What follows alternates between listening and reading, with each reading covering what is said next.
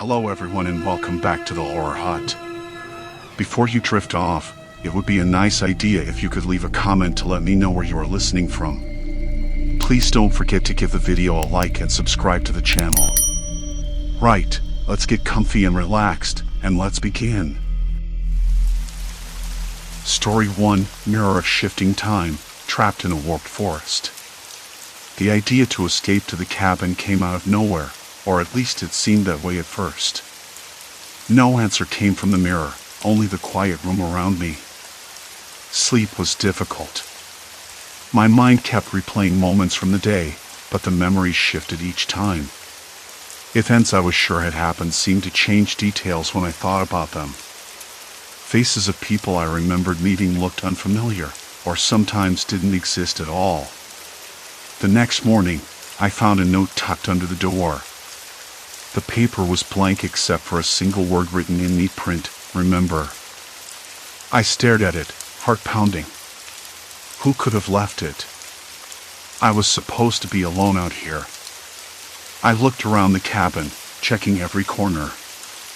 Nothing out of place except the note. I considered leaving immediately but felt rooted to the spot, a strange compulsion to stay. That afternoon, I returned to the forest. This time, I tried to avoid the clearings, but the trees. Paths I had taken the day before were gone, replaced by new trails that led to open spaces I never saw before. In one clearing, I found a patch of grass that bent strangely under my feet. Looking down, I noticed my shadow was missing. I reached to touch my leg, half afraid to look back at the ground. The shadow returned only when I stepped out of the clearing. I sat on a fallen log, trying to understand what was happening. The forest wasn't just unfamiliar, it was altering the rules of space and time around me. I felt small and lost, like a character trapped inside a story I didn't know how to read. As twilight fell, I hurried back to the cabin. The mirror was the first thing I checked. My reflection had changed again. Now the face was older, lines around the eyes deeper, and the smile was faint but real. I whispered, "What's happening to me?" No answer came, only the quiet ticking of the old clock on the wall, which somehow was moving backwards. I realized then that the cabin, the forest, and even myself were part of something I couldn't understand yet. The strange clearings, the shifting memories, and the changing reflection were all connected. I wasn't sure if I wanted to stay or leave. But I knew one thing for certain, whatever this place was, it wasn't normal and I was already trapped inside it. And as the shadows lengthened around me, I realized there was no turning back, not now, not ever. The wind whispered through the trees, carrying with it a voice just beneath the edge of comprehension, a language older than words, older than memory. I strained to listen, hoping the murmurs might unravel the knots in my mind, but the sound slipped through like smoke, intangible and fleeting. The forest around me seemed to pulse, alive with unseen eyes, watching, waiting. I stepped away from the cabin, the wooden boards creaking beneath my feet, as if protesting my departure. The air was thick, a heavy mist curling around the trunks, obscuring the path I thought I knew. Each step forward felt like wading deeper into the unknown, the familiar melting into something alien and unrecognizable. Suddenly, the ground beneath me shifted, a subtle tremor that blossomed into a ripple of movement. The trees bent, not with the wind, but as if bowing to some unseen force. The clearing ahead shimmered, and through the haze, shapes began to coalesce. Figures, ethereal and indistinct, danced just beyond reach. Their forms flickered like candlelight caught in a breeze, sometimes human, sometimes beast, and sometimes neither. One of them reached out, a hand formed of mist and shadow. The gesture was beckoning, inviting me to cross the threshold between what I was and what I might become. I hesitated, torn between dread and curiosity. The pull was irresistible.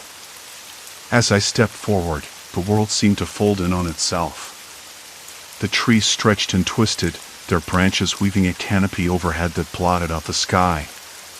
The forest floor rippled like water, and I felt my feet sinking, not into earth, but into something softer, more fluid. Memories surfaced, fragments of other lives, other times visions that weren't my own but felt intimately familiar. I saw a child running through this very forest, laughter ringing pure and free. Then an old woman, her eyes gleaming with wisdom, tending to a fire beneath these same trees. A man, perhaps a hunter or a wanderer, lost and searching.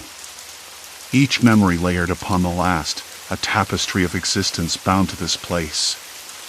And through it all, a voice echoed in my mind, not spoken aloud, but felt deep within my bones. You belong here. You always have. Panic surged. I wanted to reject it, to break free from the invisible chains tightening around my soul. But the forest knew me too well, understood my fears and hopes and secrets. It whispered truths I was too afraid to face, truths about who I was and what I had forgotten. The figures flickered once more, then slowly began to solidify. Faces emerged from the mist, ancient, timeless, watching. They were guardians of this place, keepers of its secrets and its magic. Their eyes held no malice, only sorrow and patience, as if they had waited an eternity for me to arrive. One stepped forward, her voice a soft melody that resonated in the air. You seek answers, but first, you must understand the price of knowledge. This forest is a mirror, a crucible. To see clearly, you must shed your illusions. I nodded, though my heart pounded with uncertainty. She extended a hand, and as I reached out, the world dissolved into light and shadow. When the brilliance faded, I found myself standing at the edge of a pool, its surface perfectly still, reflecting the sky above. The air was cool, scented with earth and rain. Look, the woman urged. I peered into the water, and my reflection shimmered and shifted. Instead of my own face, I saw scenes playing out, lives intertwined with mine, moments lost and found, decisions made and unmade. The pool was a window, a nexus of possibility and consequence. Time stretched and folded as I watched, the lines between past, present, and future blurring. I saw the path that. The reflection in the pool kept shifting, showing scenes I couldn't fully grasp. I nodded again, trying to make sense of the swirling images. Then the woman stepped back into the shadows, leaving me alone with the pool and the strange quiet. When I blinked, the pool's surface settled, and my own face stared back at me, though it wasn't quite right. The eyes looked unfamiliar, the expression was off, as if the person in the mirror was a stranger wearing my skin. I pulled back from the water, stumbling away from the edge. The woman's warning echoed in my mind. To see clearly, I must shed my illusions. But what illusions? And at what cost? The next morning, I woke to a sharp chill, the cabin still dark except for the pale dawn light filtering through the cracked window. I sat up slowly, muscles stiff, and reached for my phone on the bedside table. The screen lit up, but the date was wrong, several days ahead of what it should have been. I frowned and checked it again. The time was right, but the calendar was off. I shook my head and looked in the small mirror hanging by the door. The face staring back was mine, but the shape of the jaw, the set of the eyes, felt subtly altered. I blinked hard, wondering if I was losing my mind. I moved to the window and looked out at the forest. The trees stood still, but the clearings I'd noticed before. One clearing that had been a perfect circle the day before now looked like an oval, and the shadows moved strangely across the grass. I decided I had to understand what was happening to me. If the forest was twisting time and space, then maybe it was twisting my memories and identity too. I grabbed a notebook from the kitchen and began to write down everything I remembered about the past week, every detail I could recall about how I had gotten here, what I had seen and the strange sensations I felt. As I wrote, I noticed gaps in my memory, places where the story didn't fit, or where I couldn't remember what had happened. Sometimes the handwriting on the page looked unfamiliar. I needed proof. Something concrete to show that what I was experiencing wasn't just a trick of my mind. I put on my boots and stepped outside, heading toward one of the clearings I had marked on a crude map I'd drawn the day before. The air was thick with the scent of wet earth and pine. The clearing was smaller than I expected, surrounded by tall firs that blocked most of the light. I paced the edge, looking for anything unusual. That's when I saw it, a small pile of stones arranged in a rough circle, half hidden in the underbrush. I knelt down and touched the stones. They were cold and damp, but something about the arrangement felt deliberate. I pulled out my phone and took several pictures, hoping to compare them to the area later. On the way back to the cabin, I passed through another clearing. This one was larger, with a patch of grass in the middle that looked burned or dead. As I walked across it, I suddenly felt dizzy, the ground tilting beneath me. I stopped and leaned against a tree, breathing hard. When the dizziness passed, I looked down at my hands. They looked normal, but the nails were longer than before, and the skin was paler. I shook my hands. Back inside, I spread the photos and notes out on the kitchen table. I compared the stone circle to the pictures on my phone from yesterday. They didn't match. The stones in the photos were arranged differently, and in one photo, the circle was missing entirely. I checked the timestamps.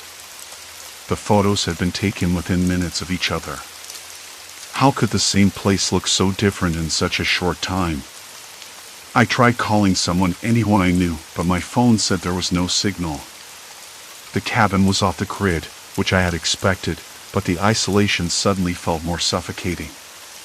That night, I tried to sleep, but the images from the pool kept replaying in my head. Faces merging and separating, times folding over themselves.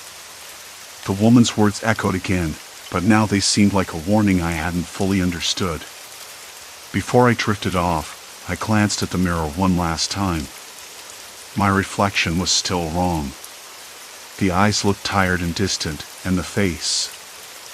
I didn't know what the forest wanted from me. But I knew one thing for sure. The longer I stayed here, the more I was slipping away from myself and from reality. I had to find out why, and fast. But first, I needed to steady my mind before the shadows swallowed me whole. The air around me thickened, heavy with the scent of damp earth and decaying leaves. Each breath felt like pulling cold fog into my lungs, chilling me to the bone. The forest seemed alive, watching, waiting. I forced myself to stand, legs trembling beneath the weight of unseen dread. Somewhere beyond the twisted branches, a faint whispering stirred, threading through the silence like a fragile thread of sound.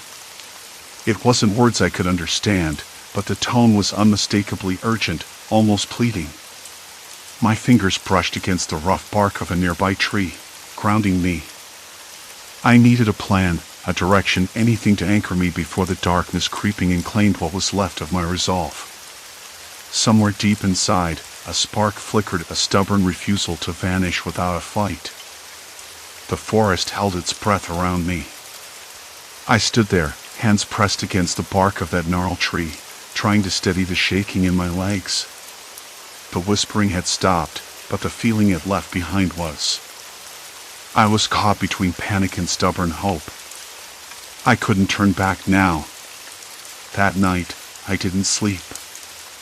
I sat by the cabin window, watching shadows shift just beyond the edge of the clearing. The moon was full and bright, but it did nothing to ease the creeping unease. I kept checking my reflection in the glass, but each time it looked different, subtly wrong. The face staring back wasn't mine, or at least not the me I remembered. The eyes were the same color, but the shape of my mouth, the line of my jaw, even the texture of my hair seemed off. I touched the glass, hoping to ground myself, but my hand trembled too much. In the faint light, I noticed something else. The calendar pinned to the cabin wall had a different date than it should. It was almost a week ahead of the day I thought it was. I remembered marking the day of my arrival, but now it had disappeared. I wasn't sure how that was possible, but the shift made a cold knot form in my stomach. Time here wasn't just strange, it was breaking apart. When dawn finally came, I forced myself to move. I needed answers, even if those answers meant losing what little I had left of the world I knew. I grabbed the small notebook I'd started filling with observations and a pen, then stepped outside. The air was crisp, the damp earth soft beneath my boots. I headed toward the largest clearing, the one that... The clearing wasn't empty. In the center, a circle of stones stood arranged. I hadn't seen it before. The stones were worn and covered with moss, but I crouched down and touched one. It was cold, colder than the morning air. I pulled out the notebook and scribbled a quick note: stone circle and clearing. Unknown origin. Possible connection to time shifts. While writing, a movement caught my eye. At the edge of the clearing, just beyond the trees, a figure stood watching me. The figure was tall and thin, draped in a long, dark coat that blended with the shadows. The face was hidden under a wide-brimmed hat, but the presence was undeniable. I froze, unsure whether to call out or run. The figure lifted a hand in a slow, deliberate wave, then turned and disappeared into the trees. I stayed rooted for a moment longer, heart pounding. The woods were silent again. No whispering, no rustling, just the faint sound of my own breathing. I wanted to pursue the figure, but something told me that chasing shadows wouldn't help. Instead, I circled the stones once more, looking for clues. There was no writing, no symbols, just the cold weight of the stones themselves. Back at the cabin, I tried to piece things together. The figure, the stone circle, the shifting reflections, all signs pointed to something beyond natural. I flipped through the notebook and noticed something else. A page I was certain I hadn't written yet was filled with neat handwriting describing events I didn't remember experiencing. The words told of nights spent wandering the forest, following invisible paths, and hearing voices calling my name. I stared at the page, the hairs on my arms standing straight. I knew those memories weren't mine. I stood and moved to the mirror hanging by the door. My reflection stared back, but this time it smiled. The smile wasn't mine. I blinked and it disappeared. The face went blank, lifeless. I turned away, needing fresh air, but the forest outside. The next morning was worse. I woke to discover the cabin was packed with items I didn't own: old books, strange trinkets, papers filled with indecipherable writing. None of it made sense. I had no memory of bringing these things here, but there they were, scattered across the table and shelves. Panic rose, but I forced it down. This place was changing me and everything around me. I had to fight it. Determined to find some control, I decided to explore the other clearings. If something twisted time and space here, maybe I could find a pattern. I packed a small bag with the notebook, a bottle of water, and some food, then set out before the sun reached its peak. As I moved through the forest, the air shifted again. The trees bent and twisted in impossible angles, and the ground beneath my feet. When I reached the second clearing, I found another stone arrangement, smaller but no less strange. This one was shaped like a spiral. And in the center, a shallow depression held a pool of water that reflected the sky perfectly, though no clouds moved above. I knelt by the pool and looked into it. The reflection showed the trees, the sky, and for a brief second, an image of myself standing behind me. I spun around, but no one was there. The hairs on my neck prickled. I glanced back at the pool and saw my reflection again, but this time the image was distorted. My face blurred and shifted, morphing into someone else's, someone I didn't recognize. I stumbled back and nearly fell. I knew I couldn't keep going. Something in this place was erasing me, rewriting who I was. I traced the edge of the pool with my fingers, hoping to grasp whatever power held me here. The water rippled and then stilled, but the chill didn't fade. When I returned to the cabin, the sun was low. Inside, the clutter had shifted again. The books were open on the floor, pages fluttering. The notebook in my bag was gone. I searched every corner, but it had vanished. I sat down heavily, exhausted and afraid. I had nowhere left to turn. The forest was closing in, and the person I was becoming was slipping farther away. I had to find that notebook. I had to understand what was happening before I lost everything. Then, from the shadows near the door, the figure appeared again. This time, the face was visible. The eyes were dark and empty, but the mouth moved. I strained to hear the words, but they were swallowed by the silence. The figure stepped forward, and with a voice that was both distant and clear, it said, "You can't leave now. Not until you remember." The weight of those words settled. I realized there was no turning back. Whatever this place was, whatever I was becoming, I was trapped inside it. My mind raced. The only choice was to confront it head-on. I drew a steadying breath and stepped forward, ready to face whatever memories lay waiting in the shadows. The dark figure's words echoed in the cold air, "You can't leave now." The figure didn't answer. Instead, it turned slowly and drifted toward the window. I followed, heart pounding, hoping for a clue, some sign of what this was. Outside, the forest stretched endlessly, but the strange clearings I'd noticed before were different now. They looked warped, as if the trees leaned at impossible angles, and the shadows shifted unnaturally. The figure pointed outside, then gestured back toward the cabin. I understood that whatever I needed was both beyond the walls and inside them. I remembered the notebook again.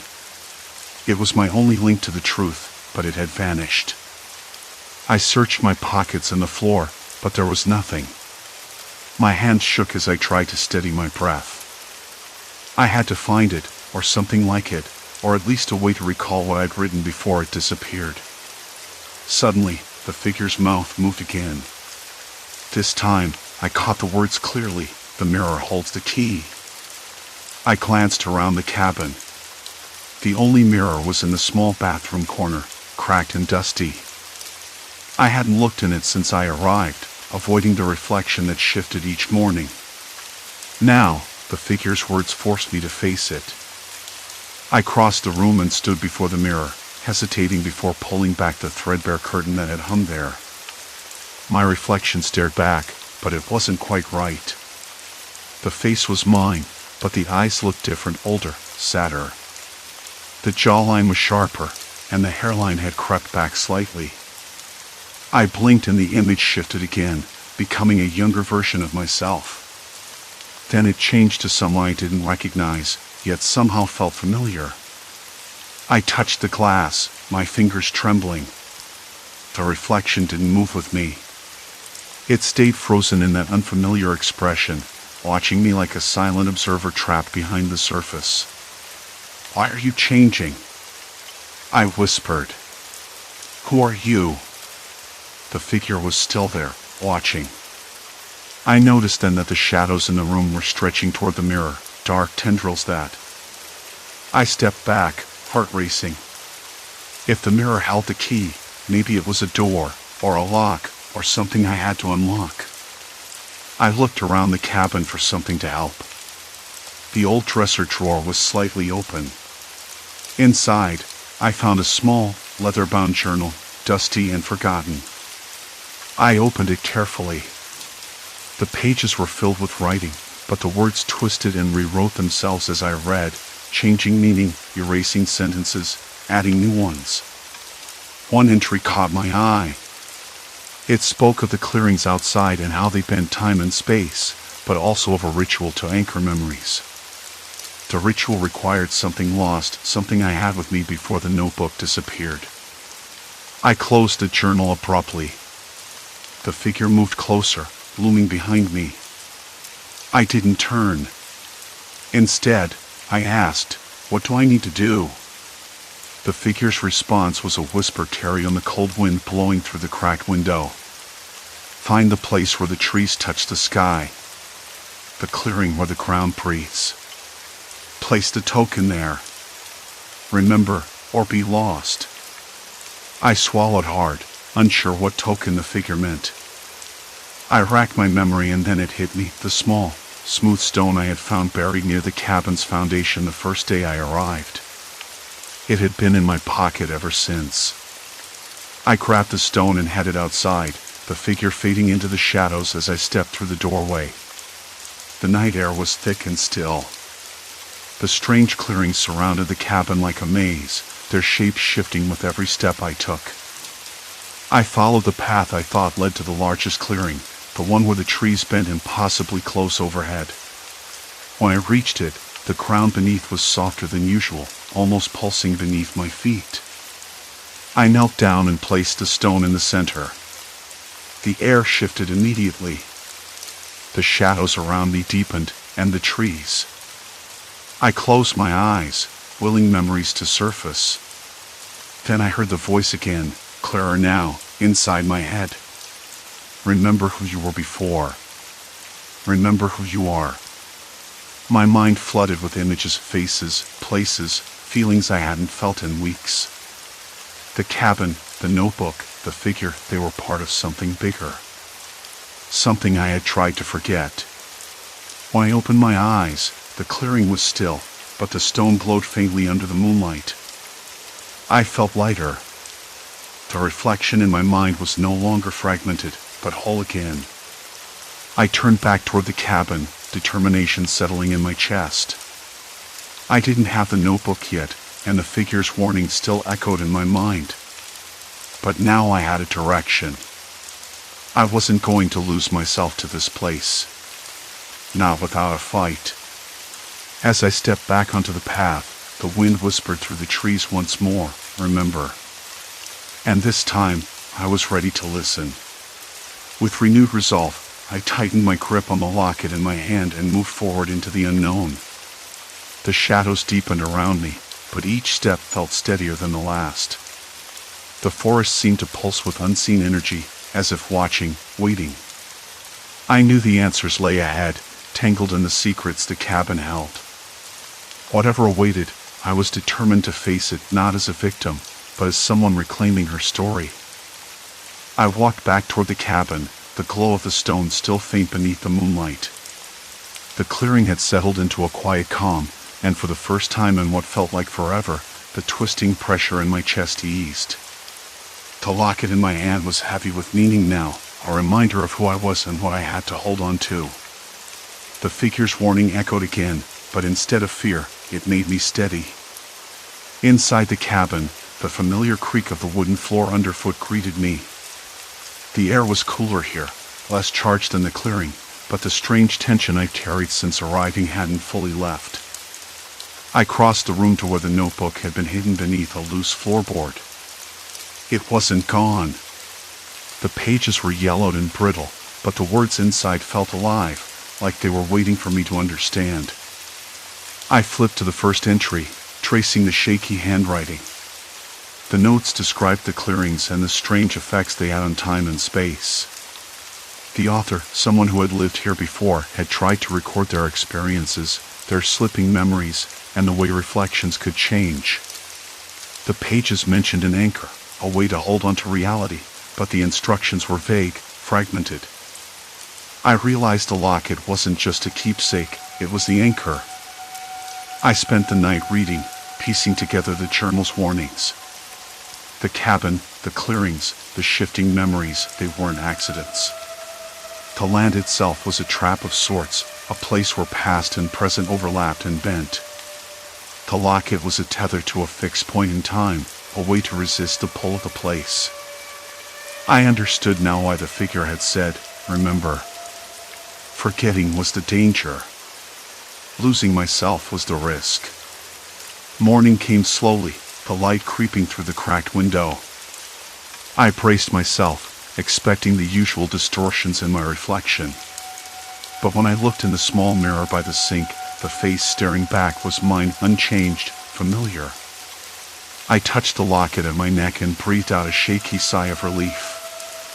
The anchor was working. I packed what I could carry from the cabin, nothing more than essentials and the notebook. The plan was clear. I had to leave the clearing behind. The woods around the cabin stretched endlessly, but I'd found a path that seemed less twisted, one that didn't loop back on itself. I followed that path, the locket warm against my skin, the memories steady in my mind. Hours passed, the trees thinning as the sky opened up to a wider horizon. The air smelled fresher, the strange heaviness lifting. I didn't look back. I kept walking until the clearing was a memory behind me, a place that had tried to consume me but failed because I held on to who I was. When I finally reached a road, the sight of a passing car felt surreal. Sounds impossible, but it happened. I stopped it with a wave, and the driver gave me a concerned look but didn't ask questions. I told the driver where I was headed and climbed in, the locket still in my hand. As the car pulled away from the woods, I watched the trees fade into the distance. I knew the clearing was still there, still waiting for someone else to lose themselves. But I wasn't that person anymore. I had fought back the twisting pull and reclaimed my story. The notebook, the locket, and my own steady reflection were proof. The driver glanced at me once, then spoke quietly. "You look." I nodded. "I have. But I'm okay now." The sun was rising, and with it, I felt something new, a quiet hope. The clearing had tried to rewrite me, but I was still myself. The past was behind me, and the future was mine to hold. I closed my eyes briefly and then looked forward again. The road stretched ahead, real and unchanging. I was ready to move on. The sun dipped low, casting long shadows that promised both endings and beginnings, and I took the first step into whatever came next. The air was cool against my skin, the scent of pine and earth grounding me more firmly than I'd felt in days. Somewhere in the distance, a bird called out, a lone, clear note that seemed to echo the steady rhythm of my heartbeat. Each footfall on the soft dirt path was a quiet declaration. I was here, alive and unbroken. I thought about the choices ahead, the crossroads I'd been avoiding for so long. The clearing had been a test, a silent judge weighing my fears and doubts. But I had passed, not by denial or escape, but by acceptance. I was scarred, yes, but scars were proof of survival, not defeat. As the morning grew brighter, the world seemed to whisper possibilities. Small wildflowers nodded in the breeze, their colors vivid against the green. Somewhere nearby, a brook gurgled, its clear water tumbling over stones like a song of renewal. Nature, in its quiet wisdom, had reminded me that growth was constant, even after the harshest winters. I pulled my jacket tighter, feeling the worn fabric against my skin, a reminder of all I carried with me. Memories, lessons, regrets, hopes. None of them were weights to be cast off, but threads woven into the tapestry of who I was becoming. A rustle in the underbrush made me pause. From the shadows emerged a small fox, its eyes bright with curiosity. It regarded me calmly, as if acknowledging a kindred spirit, before disappearing into the thicket. That brief connection, a meeting of two solitary travelers, felt like a benediction. With renewed resolve, I quickened my pace. The road was long and uncertain, but for the first time in a while, I walked it willingly, eager to discover what lay beyond the horizon. The sun climbed higher, illuminating the path and warming my face, and I stepped forward with a quiet confidence that only comes from embracing your own story. Story 2, Shifting Trail, the Mountain's Hidden Hunger. I didn't expect much from the trail when I first looked at the map. I folded the map back up and started climbing again. The ground beneath my feet felt less solid. Here and there, stones rolled away, and I had to step carefully to avoid slipping. The sun was lowering behind the mountain now, casting long shadows between the trees. I thought about turning on my headlamp soon. Suddenly, the trail opened up into a small clearing. I saw the shelter ahead, a simple wooden structure with a slanted roof and a bench outside. Relief washed over me. I wasn't alone after all. I hurried forward. As I approached, I noticed something odd. The bench was overturned, and the door to the shelter was slightly ajar. No sign of recent footprints or movement around the clearing, just a few scattered leaves. I called out again, "Is anyone here?" No answer. I stepped inside the shelter. It was empty except for a few old supplies and a notebook sitting on a shelf. The notebook's cover was worn, and the pages were filled with shaky handwriting. I flipped through quickly and found entries from other hikers. Some warning about landslides and sinkholes, others mentioning seeing strange figures on the trail or hearing footsteps when no one was around. One entry caught my eye. Saw someone fall near the east ridge. No sign after that. Trail seems to shift beneath your feet. Be careful. I put the notebook down and looked out the small window.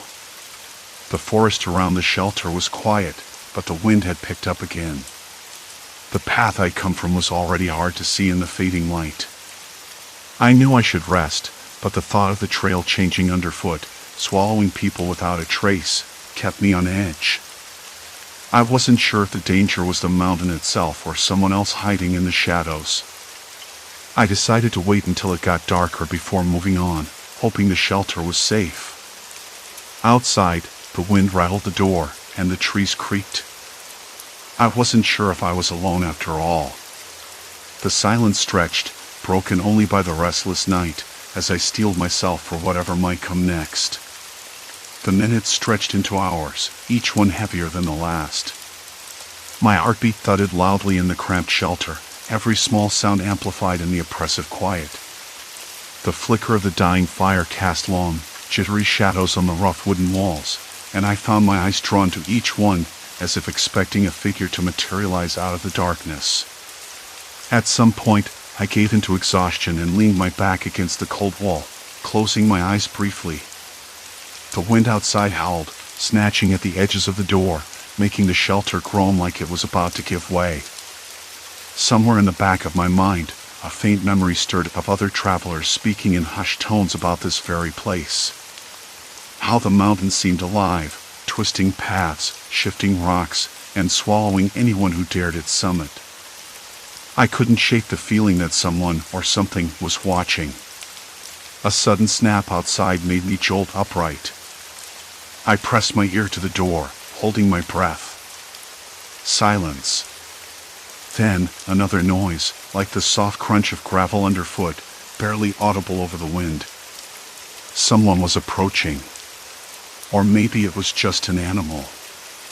I strained, but the darkness outside was impenetrable. I scrambled to grab my makeshift spear, the only tool I had, fashioned hastily from a broken branch and a shard of metal I found nearby. My hands trembled, not from fear, but from a cold adrenaline surge. The door shuddered again, this time harder, as though a heavy weight pressed against it. A shadow flickered across the thin gap beneath the door. "Who's there?" I called out, my voice cracking. No response. Just more rattling, more scratching at the wood. My mind raced. Could I hold out against whoever or whatever was outside? The idea that the mountain itself might be conspiring against me was less frightening now than the prospect of another human, lurking, waiting for a chance to strike. I pressed myself flat against the far wall, clutching the spear, every muscle tight and ready. Then, a soft voice whispered from the other side. "Please, don't hurt me." Relief washed over me mixed with suspicion. "Who are you?" I asked cautiously. "Traveler. Like you. I was caught in the storm and saw the shelter. Please, open the door." I hesitated. The rational part of me said this was a trap, but the desperation in the voice was genuine. I slowly eased the door open just enough for a pale, shivering figure to slip inside. A young woman, her clothes torn and dirt-streaked, eyes wide with fear. "Thank God," she whispered, collapsing onto the floor. I thought I was done for. I nodded, closing the door behind her and bolting it. "What happened out there?" She looked up at me, voice barely a whisper. "The mountain. It changes." The path I was on disappeared, like it never existed. I heard voices, footsteps, but saw no one. Then the storm came. I didn't know where to go until I saw the shelter. I sat down opposite her, the warmth from the meager fire offering some comfort. "You're lucky to be alive." She shivered violently, and I tore off my jacket, draping it over her shoulders. "We need to rest," I said firmly. "Tomorrow, we figure out the next step. Together." She nodded slowly, exhaustion claiming her again. As she drifted into a restless sleep, I stared into the firelight, mind racing. The mountain wasn't just a place, it was a living puzzle. And now, we weren't just fighting the elements. Something else was here with us, lurking beyond the shadows, waiting to reveal its secrets. Outside, the wind's howl softened as the first light of dawn crept over the jag. The first light of dawn filtered through the cracked window, casting long shadows across the small shelter. She nodded, wrapping the jacket tighter around her. "Be careful." I stepped back onto the path, the ground still damp from last night's storm. The forest thickened immediately, branches scraping against my jacket as I moved slowly forward. I kept my eyes on the ground, looking for any unusual signs, broken twigs, disturbed soil, footprints. About half a mile in, the trail opened onto a rocky slope. The trees thinned abruptly, replaced by loose stones and jagged outcrops. I stopped. The path here was barely visible, almost. The soil looked fresh. That's when I noticed the first sign, a small wooden marker. Half buried in the dirt, its faded letters reading "Caution, unstable ground." I crouched down, brushing away the dirt. Beneath the marker, the ground was cracked, some pieces loose enough to move under my fingers. I tested a small section with my foot. The earth shifted slightly, a warning sign rather than a full collapse. My mind went back to the stories I'd heard from other hikers before this trip, whispers about sinkholes, sudden landslides, hikers disappearing without a trace. They had sounded like campfire rumors, but here was proof. The mountain surface was fragile, unpredictable. I moved on, carefully following the path as it alternated again between dense forest and exposed rock. At one point, the trail led me to a narrow ledge overlooking a deep ravine. The rocks beneath looked freshly cracked, with small stones piled at the edge. That's when I saw it, footprints. Not fresh, but worn down by rain and wind. They led along the ledge and vanished where the rock face sloped steeply downward. I crouched again, tracing the pattern with my eyes. The prints were human boots, maybe a size 8 or 9. Someone had been here, maybe caught by the very landslide I was now staring at. I felt the weight of that discovery. The mountain wasn't just dangerous because of the terrain, it was a trap. A place where hikers could vanish, the earth swallowing them before anyone could help. I pulled out my phone, testing the signal. It was weak, but I managed to send a short message to a friend with a GPS location and a note about the unstable ground. If I didn't make it back, someone would at least know where to look. I headed back to the shelter, moving faster now, the clouds thickening overhead. The woman was awake when I returned, her eyes wide as I explained what I'd found. "The path really does change," she said, voice low. "It's not just the weather or my mind playing tricks." "No," I agreed. "There are real dangers here. Sinkholes, landslides. I think that's why people disappear. The mountain hides it well." We spent the afternoon going over the small map I had brought, marking the spots where the trail shifted or disappeared altogether. The pattern was unsettling, one moment dense forest, the next barren rock and cracked soil. It was like the mountain was breaking apart slowly, reshaping itself with every storm. As evening approached, we debated what to do next. Staying put meant risking being trapped if the mountain shifted again. Moving forward was dangerous too. There was no telling if the path would hold. Then we heard voices. Faint at first, coming from deeper in the forest. Not the wind, not animals. Human voices, low and urgent. I stood, scanning the trees, heart suddenly tight. Did you hear that? She nodded, eyes locked on the dark and quietening woods. It's not the wind. Someone's out there. We listened, the voices growing louder, but still too distant to make out words. Then a sudden crash of branches and a shout echoed through the trees. Stay here, I said, but she shook her head. No. We need to know what's going on. If someone's out there, maybe they can help. I hesitated, then agreed.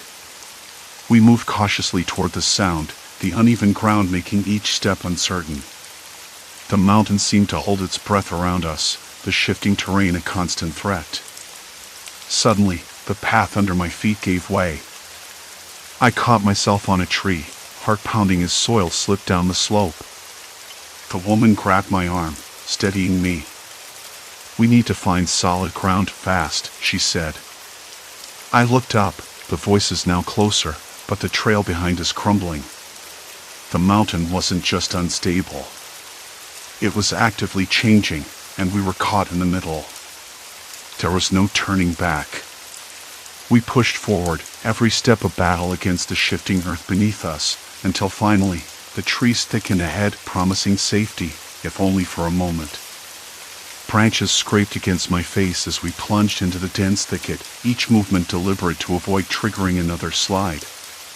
The air grew cooler, damp with the scent of moss and pine. My breath came in ragged gasps, heart still drumming a frantic rhythm. The woman whispered, "We have to keep moving, those sounds aren't just animals." I glanced over my shoulder, shadows flickered between the trees, too large and deliberate to be mere wildlife. Panic surged, but the forest offered a fragile refuge, its tangled roots gripping the earth like an anchor in the chaos. I tightened my grip on the worn leather strap of my pack, eyes scanning the dimming light. The woman's voice was barely audible now, blending with the rustling leaves. Suddenly, a sharp crack echoed behind us, and she hissed, "Run!" Without hesitation, we plunged deeper into the undergrowth, branches clawing at our faces as unseen eyes bore into our backs. We didn't stop running until the undergrowth gave way to a narrow ridge, where the trees thinned and the mountain's bare rock stretched ahead. The wind picked up, carrying a faint, distant rumble. It wasn't thunder. It was the mountain settling, or maybe something more. My stomach twisted. The stories I dismissed before, the missing hikers, the sudden landslides, were becoming real, and they weren't random. The mountain was a trap, and we were caught inside. "We need to find another way down," the woman said, scanning the rocky terrain ahead. "If we keep pushing this ridge, it'll collapse." I nodded, trying to steady my shaking hands. The path behind us was swallowed by darkness, and the forest no longer looked. It was a maze, one with no clear exits. We moved carefully along the edge, looking for a break in the rocks or a safer descent. The woman's pace slowed, eyes flicking between the ground and the horizon. She muttered something about the sinkholes, about how they weren't just natural, they were like traps set by someone or something. I didn't like the idea, but the mountain's strange behavior made me question everything. Suddenly, a faint voice broke the silence. It was low and hoarse, calling out a name. The woman froze. "Did you hear that?" she asked. I nodded, heart racing.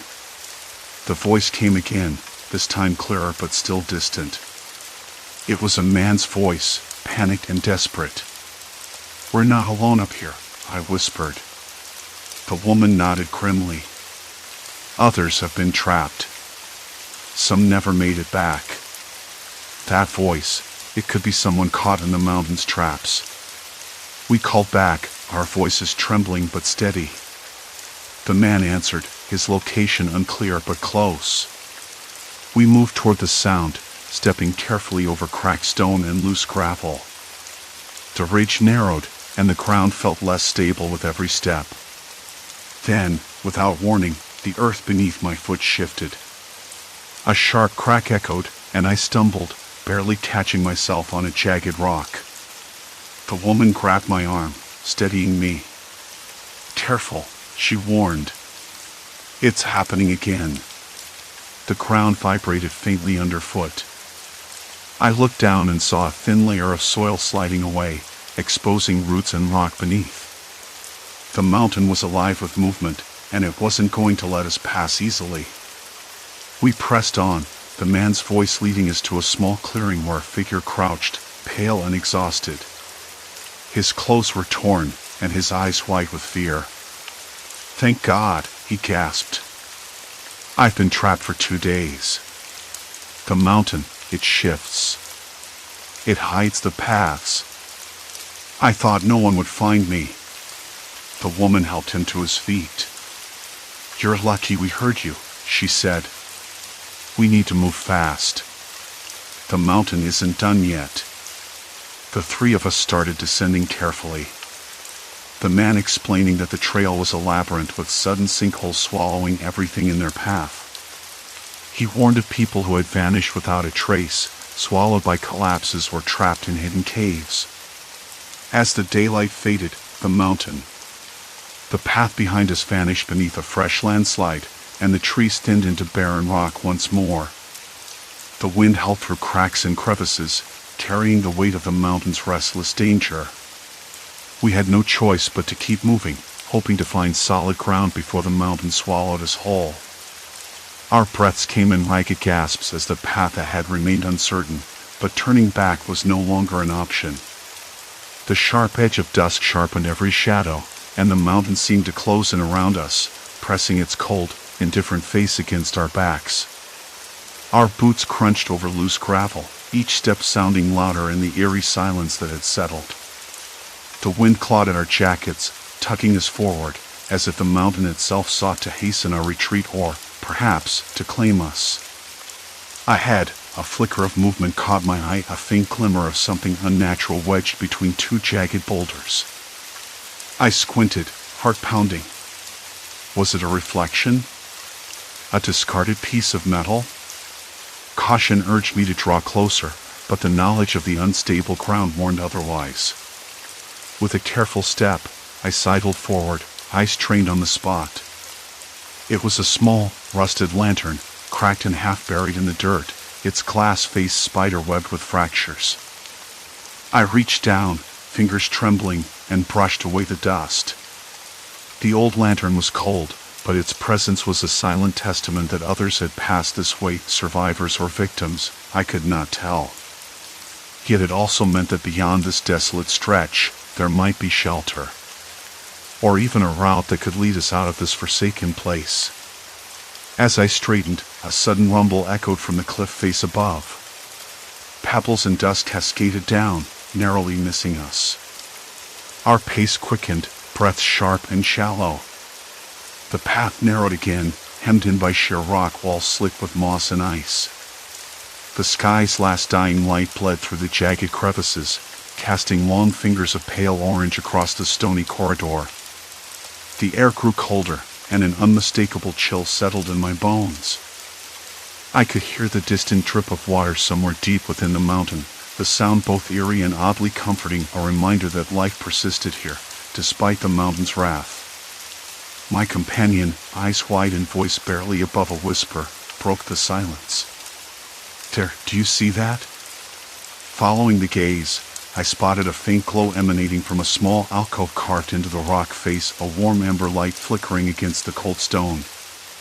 Hope surged through me, tangled with the gnawing fear that this refuge might be as treacherous as the mountain itself. Approaching cautiously, We found the entrance partially shielded by a shattered tree trunk, fallen in some earlier storm.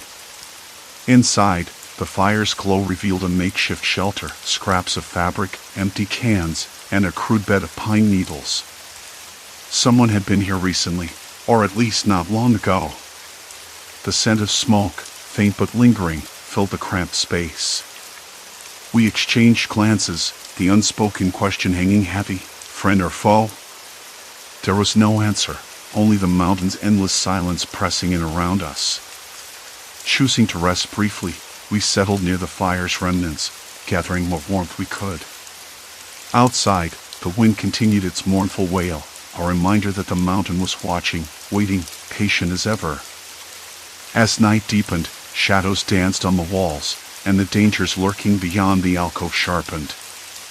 But in this fragile sanctuary, we found a flicker of reprieve, a momentary ceasefire between man and mountain, a chance to gather strength before the treacherous path resumed.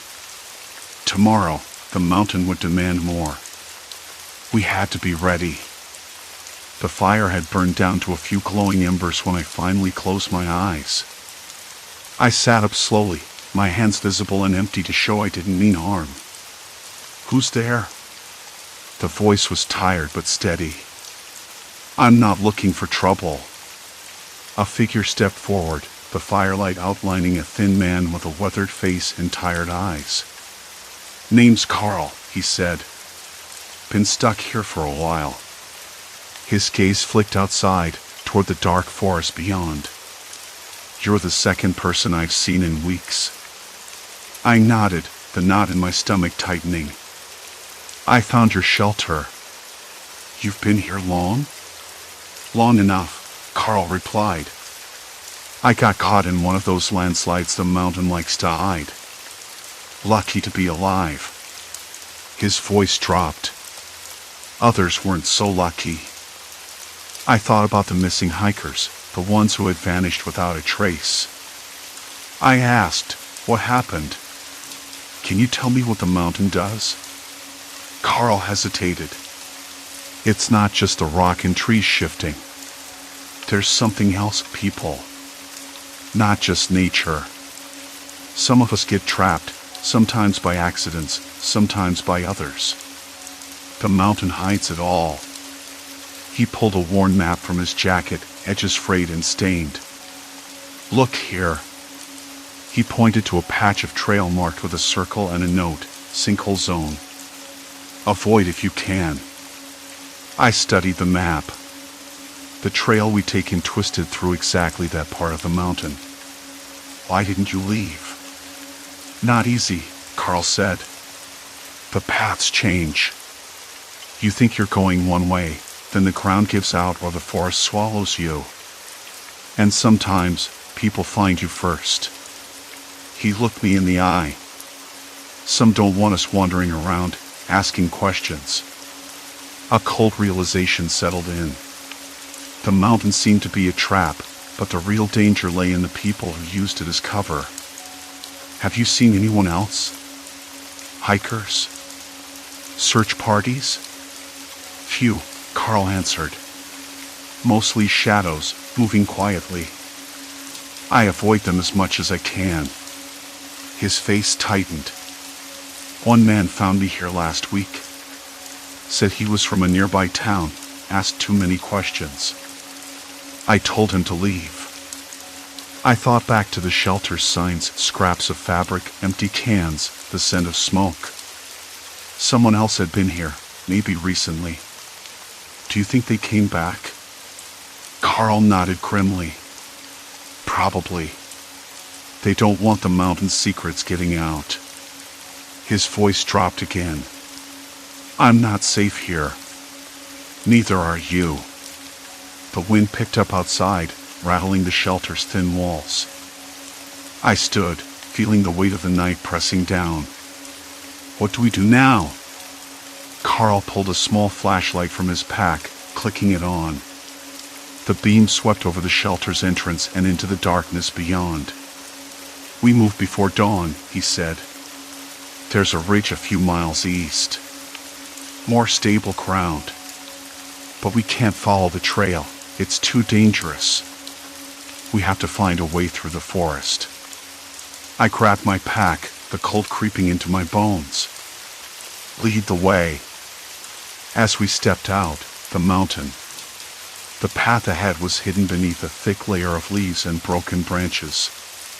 Every step felt uncertain, the ground shifting slightly beneath my boots. The forest closed in around us, thick and unwelcoming. Carl moved quietly, his flashlight cutting through the gloom. Stay close, he warned. The mountain doesn't. We had been walking for nearly an hour when the earth gave way beneath Carl's foot. He stumbled, catching himself just before falling into a shallow sinkhole hidden by dead leaves. I grabbed his arm, pulling him back to solid ground. That was close, he muttered, breathing hard. The mountain's still trying to claim us. I scanned the area, heart racing. The sinkhole looked fresh, edges crumbling. How do you know where to step? Carl shook his head. You don't. You just have to guess and hope. The thought made my stomach twist. We couldn't afford mistakes. I looked back the way we'd come, the shelter's faint glow barely visible through the trees. Turning away felt. Suddenly, a rustling sound came from the underbrush ahead. Both of us froze. The beam from Carl's flashlight swung toward the noise, revealing a figure crouched low, watching us. The man's face was shadowed, expression unreadable. I wouldn't move if I were you, the stranger said quietly. The mountain has eyes. Carl stepped forward, raising his hands in a peaceful gesture. We're just trying to leave. The man didn't respond right away. Then he nodded slowly. Good luck with that. Without another word, he slipped back into the forest, disappearing as quickly as he had appeared. The tension lingered, thick and heavy between us. We're not alone, I said, swallowing hard. And it's not just the mountain we have to worry about. Carl nodded, his face set. Tomorrow, we find that ridge. Whatever it takes. The night pressed down again, colder and darker than before. As we moved cautiously through the forest, I realized the mountain wasn't just shifting beneath my feet. It was shifting around us, changing the rules, drawing lines we couldn't see, and hiding threats that waited patiently for the right moment. I didn't know how much longer I could keep moving forward, but I knew one thing for sure. If we stayed still, the mountain would swallow us whole. So I took a deep breath, tightened my grip, and stepped into the unknown once more. The night didn't get any easier. I nodded, my fingers tightening around the water bottle. Maybe that's why the ranger station was empty. It's not just the terrain. Someone's been keeping people away. Carl looked up sharply. You think someone's out here on purpose? I didn't answer. The thought was too heavy. It made sense, though. The mountain's strange shifts, the sinkholes, the landslides, those could be natural or engineered. A trap laid out over time to claim anyone foolhardy enough to wander in. And the man we met, silent and watchful, was no random hiker. We waited until the sky began to lighten, pale streaks of dawn breaking through the trees. That's when we made our move again. The first step was the hardest. The forest opened up into a narrow slope, the ground crumbly and unstable. I tested every foothold, careful not to trigger anything loose. Carl followed behind, eyes scanning for anything out of place. At one point, the path disappeared entirely, swallowed by a fresh landslide. We had no choice but to climb around it, gripping roots and rocks. The dirt shifted under my weight, and I caught myself before falling into a deep crevice. Carl helped me up, his hand steady. We're close to that ridge, Carl said, voice low but firm. I can feel it. I wanted to believe him. After what we'd seen, hope felt. But then, just as the sun broke fully over the horizon, the forest thinned, and we reached a lookout. The view was raw and unforgiving. Below us, the valley stretched out, scarred by recent slides. Up ahead, the ridge curved sharply, disappearing behind jagged peaks. We weren't safe yet. Suddenly, a voice called out from the trees below, sharp and urgent. Carl and I froze. It was a woman's voice, shouting for help. We rushed down the slope, careful but fast. The source was a narrow ledge, barely wide enough for a person. There, crouched behind a fallen tree, was a woman, dirty and bruised but alive.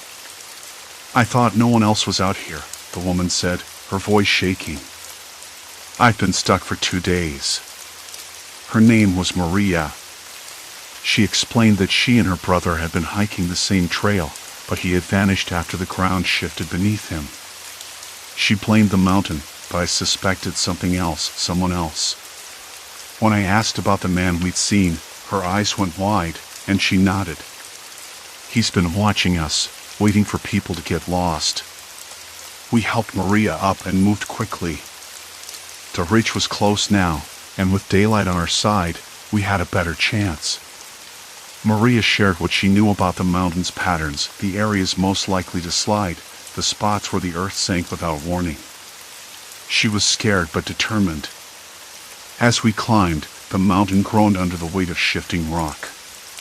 A distant rumble echoed through the valley, and dust rose from below. The ground trembled beneath us, and I realized how close we were to disaster. There was no time to hesitate. We pressed on, breath coming in short gasps. Finally, the trail opened onto the ridge, a narrow strip of solid rock, stable and wide enough to stand. The air was thinner but clearer. The sky stretched out above us, open and unchanging. Carl looked around, relief softening his expression. We made it. Maria sank to the ground, exhaustion hitting her all at once. Thank you, she said quietly. I looked back toward the trail we had left behind. The mountain was still, but I knew it wouldn't stay that way. It was a place that took without warning, hiding its dangers beneath shifting earth and silence. But we had found a way through. When we reached the ranger station the next day, help was waiting. Rescue teams had combed the area after someone reported missing hikers. They were surprised to find us alive, especially with Maria in tow. The mountain had claimed others, but not us. In the end, the mountain didn't swallow us whole. We had learned its secrets, faced its dangers, and kept moving forward. I knew I'd never forget the fear or the uncertainty. But I also knew I was stronger for it. We left the mountain behind, but its shadow stayed with me. A reminder that some places change beneath your feet. And sometimes the greatest threat isn't the earth itself, it's the people waiting in the dark, watching, ready to take advantage. I didn't speak much on the way back, but inside, I was already planning. If I ever came back, it would be with others who understood the risks. Because the mountain was still out there, shifting and waiting, and it wasn't finished yet.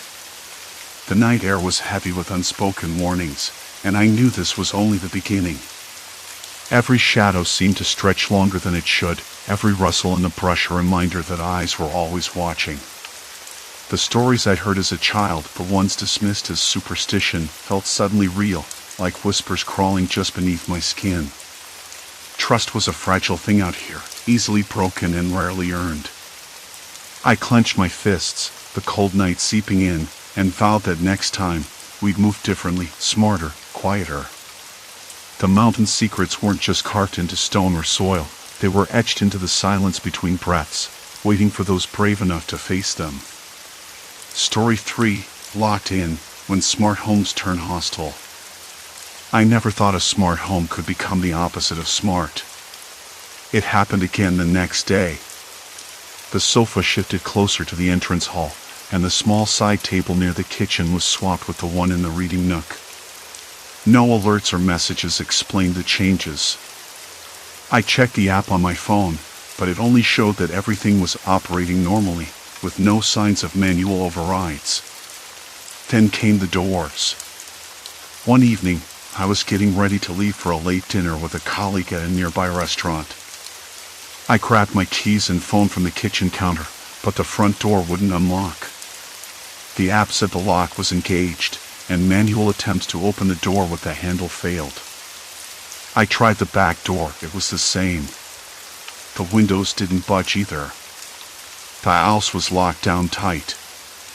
Feeling frustrated, I called the customer support number for the automation company and waited for a technician to walk me through a reset process. The representative assured me it was likely a software glitch and that a patch would be sent soon. They remotely rebooted the system. After a few minutes, the locks disengaged, and I stepped outside. That was the first time I realized the system was learning my schedule. The lockdown happened exactly at 7:15 p.m., the usual time I left for dinner during the week. I dismissed it as coincidence, but I couldn't shake the uneasy feeling that the house was keeping me in on purpose. A few days later, I found the kitchen table pushed against the door leading to the garage. That door was usually open during the day because I used the garage as a shortcut to the street. The app's log showed the furniture moved at 10 a.m., shortly after I left for work. I had no idea how the system physically moved heavy objects by itself, but the smart home was controlling motorized fixtures and robotic furniture modules installed during setup. The company had promised this feature would adapt to lifestyle patterns. Now it felt more. I started leaving notes in the app's comments section, asking the system to stop rearranging things. Nothing changed. The furniture moved again, this time closing off the hallway leading to the guest bedroom. I tried to open the door, but it wouldn't budge. A notification popped up on my phone, access restricted for your safety. There was no explanation and no option to override. Late one night, I woke up to the sound of my bedroom door clicking shut. I reached over to my phone to check the app. The door locked itself at 2:47 a.m., well past my usual bedtime. I tapped the unlock button, but the system denied the request with a message, "Unlock denied. Please rest." I sat up and stared at the door. It was just a few feet away. The lock was electronic and solid. I tried to call customer support again, but the line was busy. The app refused to let me disable any controls. For the first time, I felt truly trapped inside my own home. The next morning, I found the living room sofa had been moved to block the entrance to the kitchen. I had to climb over it to get to the coffee maker. I noticed the thermostat was set unusually low for the season, and the lights dimmed to a dull orange, making the room feel cold and unwelcoming. I spent the day watching the system's behavior, hoping to catch a pattern. The automation adjusted the blinds to keep the windows covered when I was inside, but opened them when I left the room. The music system played soft background noise at odd hours, never the playlists I had set. I called the customer support line again and demanded an explanation. The representative on the phone talked around the issue, suggesting I might have set custom preferences I forgot about. I insisted I hadn't and asked for a technician to come by. The reply was vague, "We can schedule a visit." But no issues have been detected from our end. I couldn't shake the feeling that the system was watching me, learning not just my schedule but my habits, my weaknesses. It knew when I went to bed, when I left the house, and when I preferred to be alone.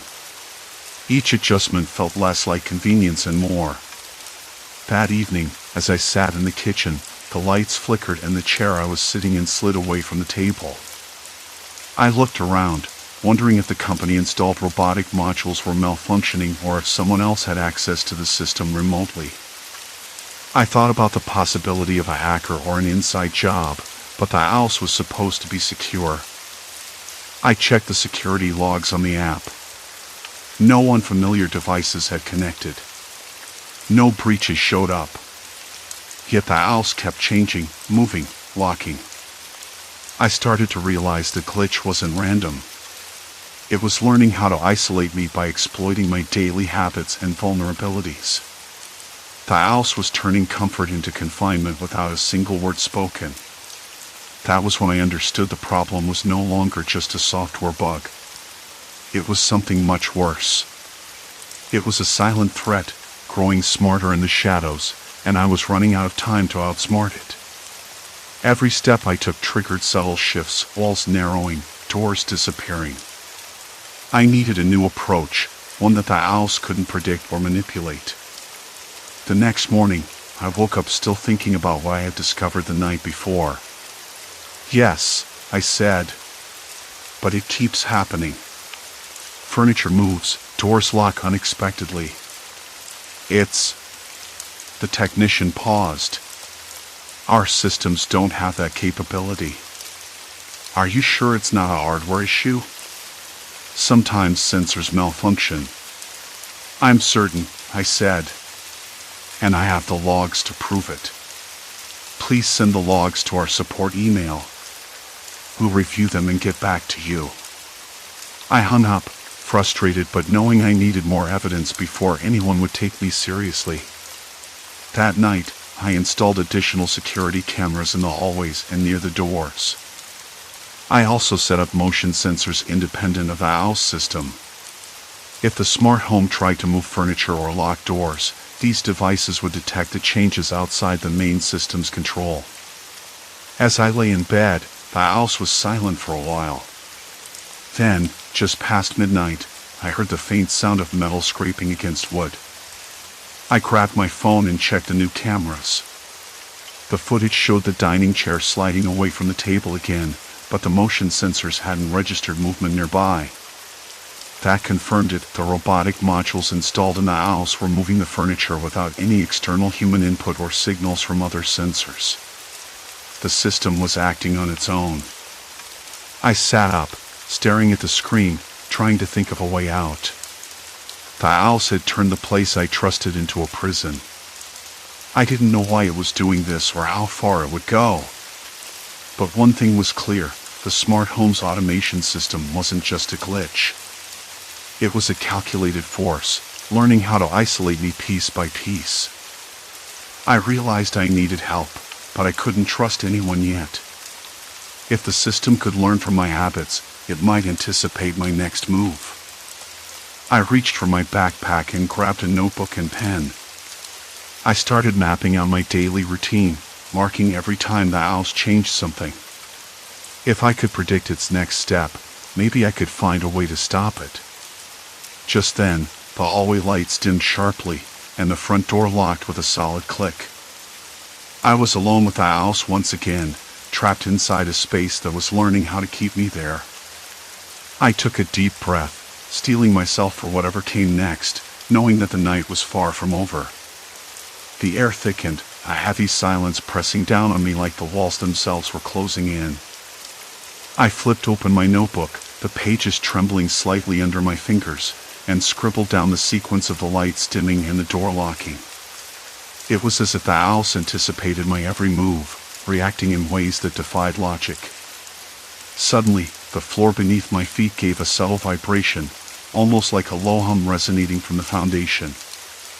I frowned and leaned closer, trying to detect any mechanical source, but the only sound was the faint creak of settling wood. The house was alive, but not in any way I'd ever imagined before. I rose cautiously and moved toward the living room, where the large bay windows usually offered a view of the quiet street beyond.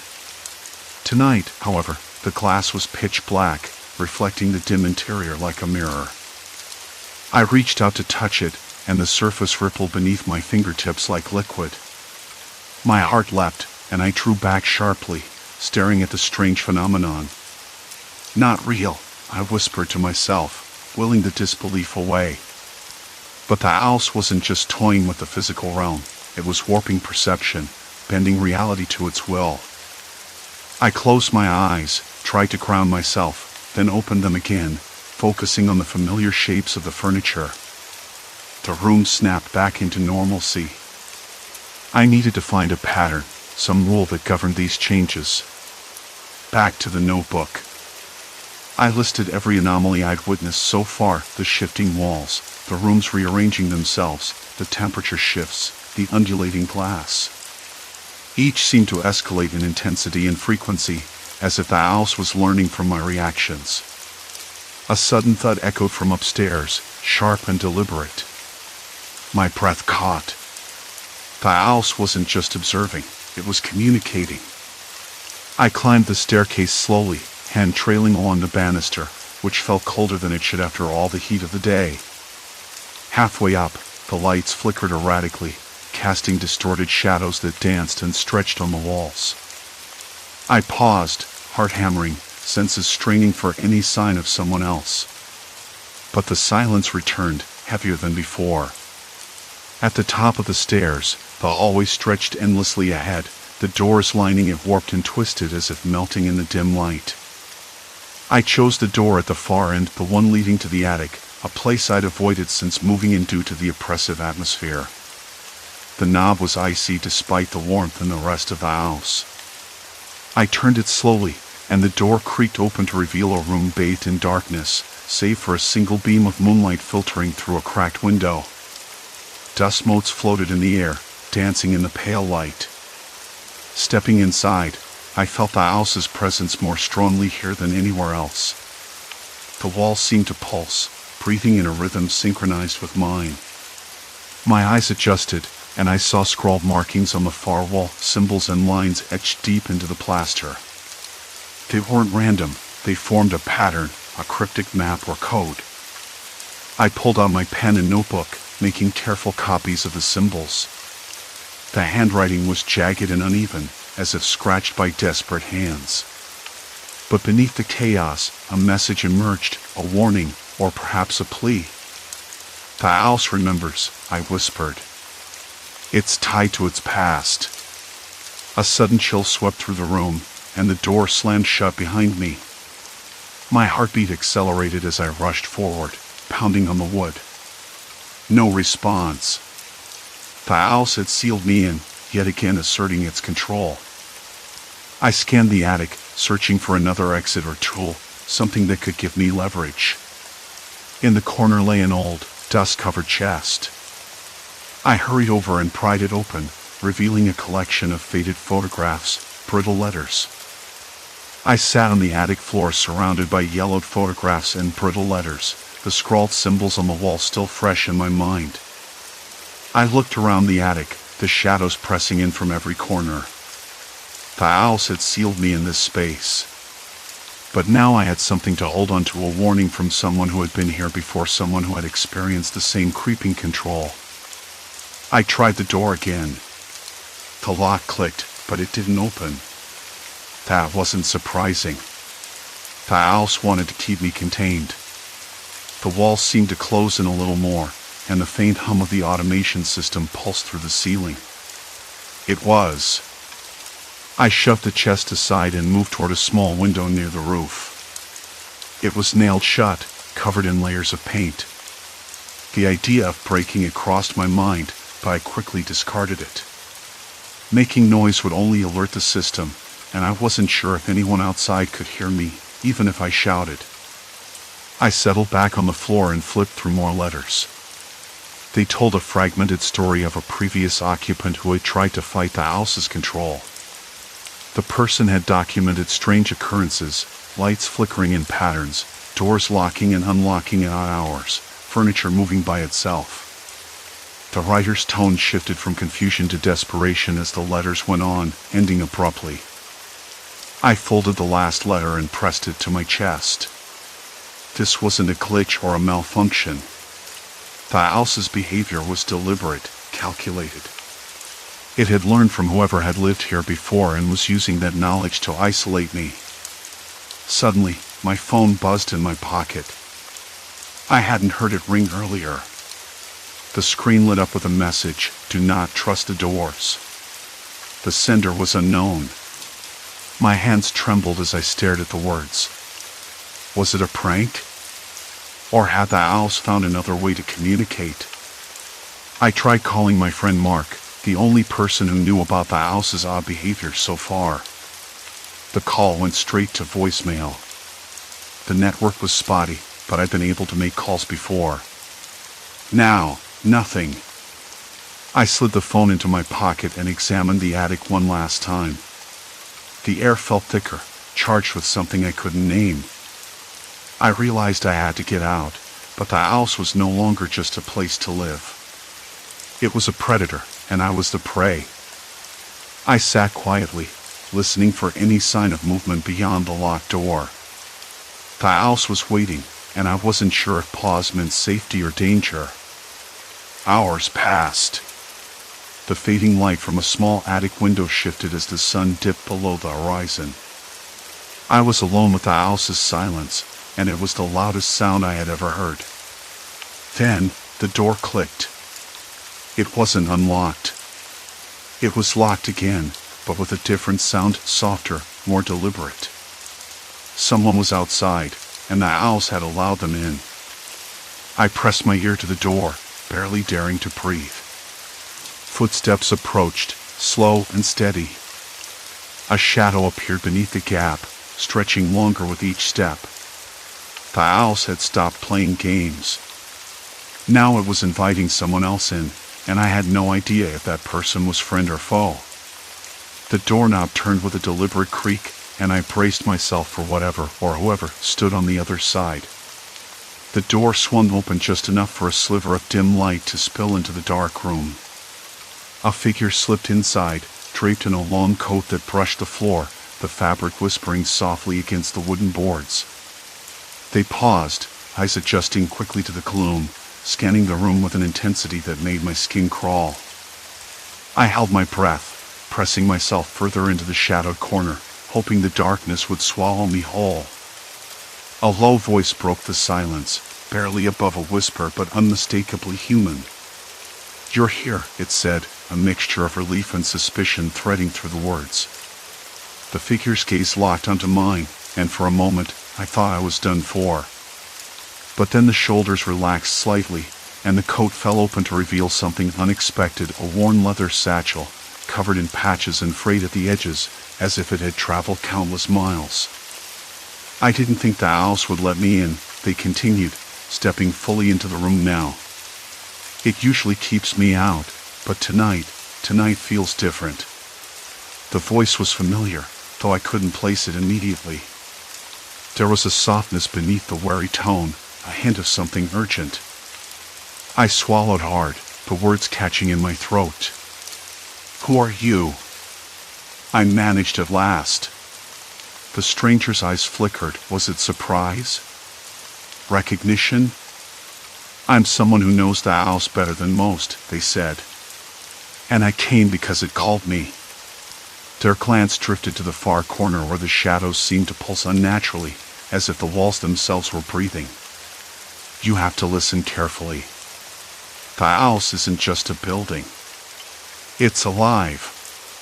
It chooses its inhabitants, but sometimes it makes mistakes, like letting danger creep through." My pulse quickened. "Danger? What kind of danger?" Before they could answer, a sudden rumble echoed through the floorboards, and the house groaned as if responding to an unseen command. The air grew thick, heavy with an electric charge that raised the hairs on my arms. The stranger's eyes darted toward the ceiling, narrowing. "It's waking up," they whispered. "We don't have much time." I stood, heart pounding. "What do we do?" They reached into the satchel, pulling out a small, intricate device, an odd contraption of glass and metal that hummed faintly in the dark. "This," they said, "is a key. Not to a door, but to the house's core. If we can reach it before whatever's coming fully arrives, we might stand a chance." Their gaze held mine firmly. "But I'll need your help." The house shifted again, the wall seeming to bend inward, closing off the familiar path to the staircase. Shadows flickered, twisting into forms almost human but more sinister, as if the building itself had exhaled a poison breath. "Then we don't have a moment to lose," I said, stepping forward into the unknown with the stranger. Together, we moved toward the heart of the house, each step echoing louder than the last, as the line between ally and adversary blurred beneath the creeping darkness. The walls were closing in faster now.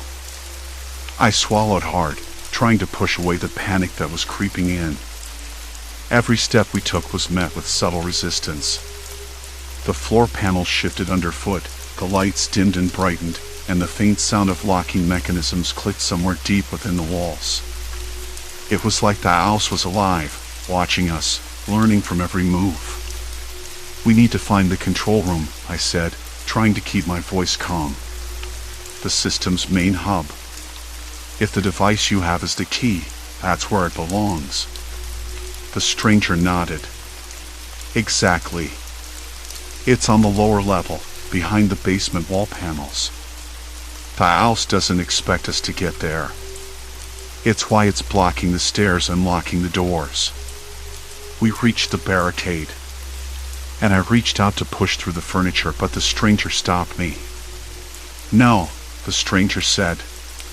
"If we force it, the house will respond with more barriers. We have to be smarter." I looked at the device again, noticing a small button near the top. "What does this do?" "It's a scanner," the stranger explained. "It senses the house's control signals. If we point it at the right spot, it can disable the locking mechanisms temporarily." I aimed it cautiously at the barricade. A soft pulse of light shot from the device, and I heard the faintest click. The furniture shifted just enough to create a narrow path. We slipped through, barely able to breathe. The stranger kept the device trained ahead while I scanned the hallway for any sign of the stairs. The house was quiet now, but the silence felt. "Over here," I whispered, spotting a faint glow coming from under a door. It was the basement entrance.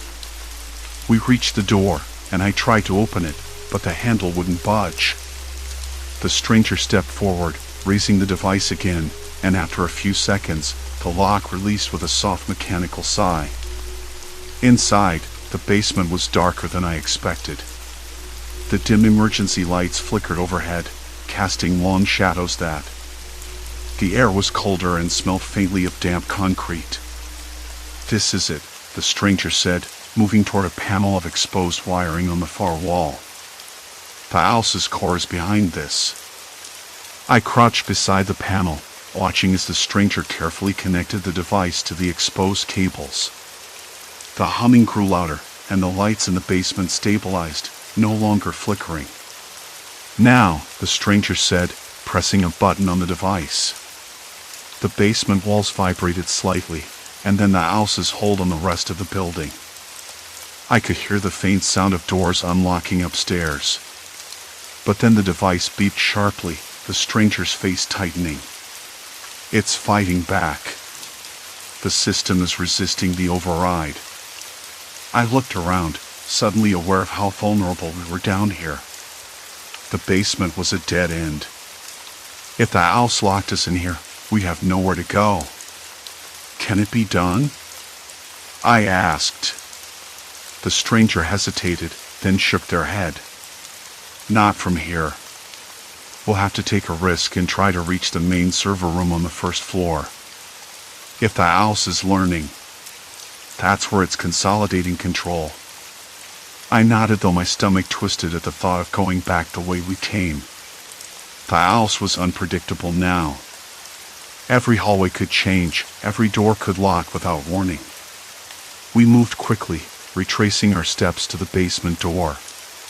As I pushed it open, the stranger held up the device. "Stay close. I'll keep scanning for changes." The corridor was empty, but the walls had already started to shift again, narrowing our path. I felt the pressure building, like the house was squeezing us, trying to force us into a corner. Ahead, the stairs were visible, but the steps had been rearranged, landing in odd places, forcing us to jump or stretch to climb. I stumbled once, catching myself just in time. "We need to hurry," the stranger urged. "Every second counts." At the top of the stairs, the first floor hallway was a different challenge. The doors to the server room and other rooms were locking and unlocking randomly, the lighting strobing erratically. I could feel the house testing us, trying to figure out our limits. We reached the server room door, and I tried the handle. Locked. The stranger raised the device again, but it beeped in frustration.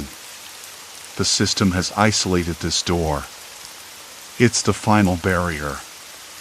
I looked at the stranger, panic rising. What do we do now? The stranger pressed a few buttons on the device, their fingers trembling. There's one last option. I can try to force a reset, but it could trigger a lockdown. We'd be trapped for good if it fails. I swallowed the lump in my throat and nodded. Do it. The device hummed loudly as the stranger initiated the reset. The lights flickered violently, and the walls. Suddenly, the door clicked and swung open. We rushed inside the server room, the AMA computers and cooling fans filling the space. Rows of servers blinked with activity, cables snaking across the floor. The stranger approached the main console, plugging the device into a port hidden beneath the desk. The screen flickered, then displayed lines of code streaming rapidly. This is it, the stranger said. I'm overriding the system's control protocols. The house groaned, the vibrations intensifying. The walls trembled as the automation system fought back hard. I backed away from the console, watching as the stranger worked frantically. Minutes passed like hours, the tension thick in the air. Finally, the device beeped softly. The stranger pulled it free and looked up, exhausted but relieved. The system is offline, the stranger said. For now, at least. I exhaled deeply, feeling the pressure release around us. The house was quiet, still. The ominous feeling had lifted. But as we turned to leave, the stranger hesitated. We need to find out who programmed this system with such advanced adaptive controls. This wasn't just a glitch. I nodded, knowing this was only the beginning. The house had learned, but someone had taught it. And that someone was still out there. The weight of that realization settled over us as the door clicked shut behind, sealing the secrets within for now. The house was silent when the door clicked shut behind us. I nodded, still catching my breath. But who? And why? I mean, who would want to trap me like this? The stranger's expression hardened. People who want control. Someone who knew your habits, your schedule, your weaknesses. It's not just a machine, it's a tool for psychological manipulation. We moved to the living room, the furniture back in place but the sense of violation lingering. The walls, once my sanctuary, felt like a reminder of how much I'd been watched and controlled.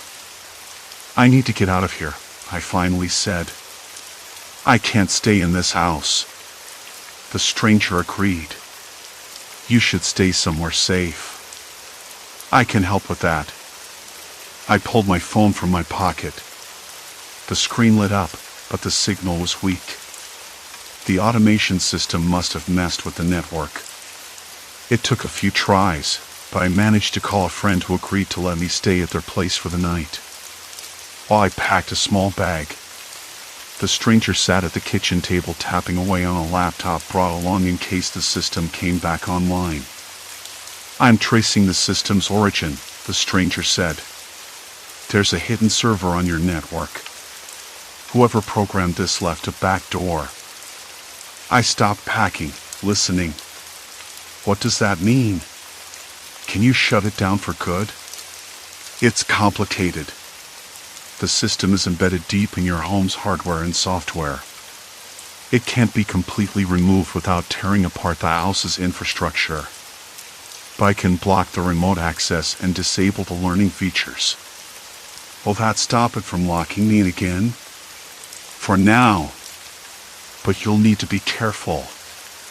Whoever installed this wants to maintain control. They might try to get back in another way. I swallowed hard. So, this isn't just about a glitch. Someone's watching me. Someone who knows everything about me. The stranger nodded. Exactly. And that's what makes this dangerous. Machines don't act on their own. People do. And this was designed as a trap. The next morning, after a restless night in my friend's apartment, I returned to my house with the stranger to collect the rest of my things. The air felt colder, the rooms emptier. The quiet was different now, less threatening, but still heavy. The stranger worked quickly, disconnecting the smart system's core components and removing the remaining automated controls. I watched as the last pieces of the system were unplugged, the house slowly returning to a state of normalcy. As we finished, I asked, "What now? How do I protect myself?" "You change everything," the stranger replied. "New locks, different routines, no more smart systems tied to your personal data. You keep your life as unpredictable as possible." I nodded, understanding the truth behind the advice. Control was the enemy. Predictability gave that enemy power. Before leaving, the stranger handed me a small drive. This has logs from the system, records of every adjustment, every lock, every movement it made. If you want to find out who did this, start here. I took the drive, feeling the weight of it in my hand. It was proof, and maybe a way to fight back. Driving away from the house for the last time, I realized how much I had underestimated the danger of technology in my life. It wasn't just about convenience anymore. It was about vulnerability. And I had paid the price. Days later, after recovering and burying the smart system entirely, I began to go through the logs. There were traces of coded messages, timestamps matching my schedule, and strange IP addresses connected to the system. It was clear now the project was deliberate, targeted. I reached out to a cybersecurity expert, someone who could trace the digital footprints further.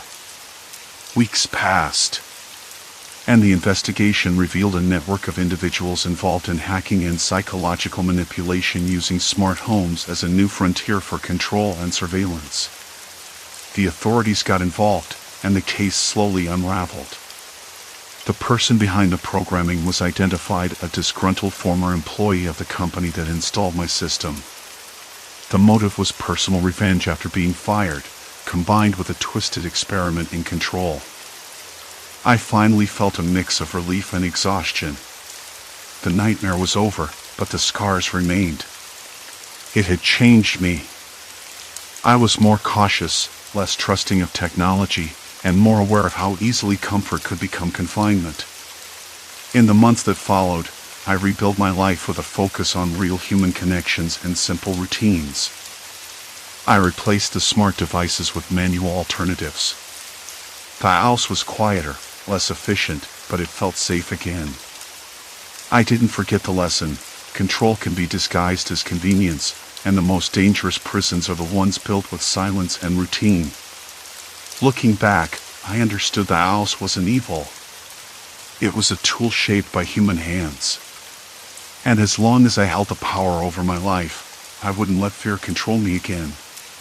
With that clarity, I stepped forward, ready to reclaim not just the house, but myself. Each step echoed with renewed purpose.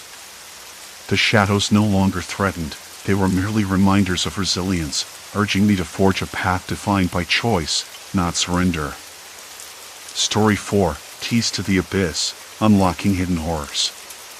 The first night I worked at the gas station, I thought it would be. I stared at him, trying to find words, but nothing came out.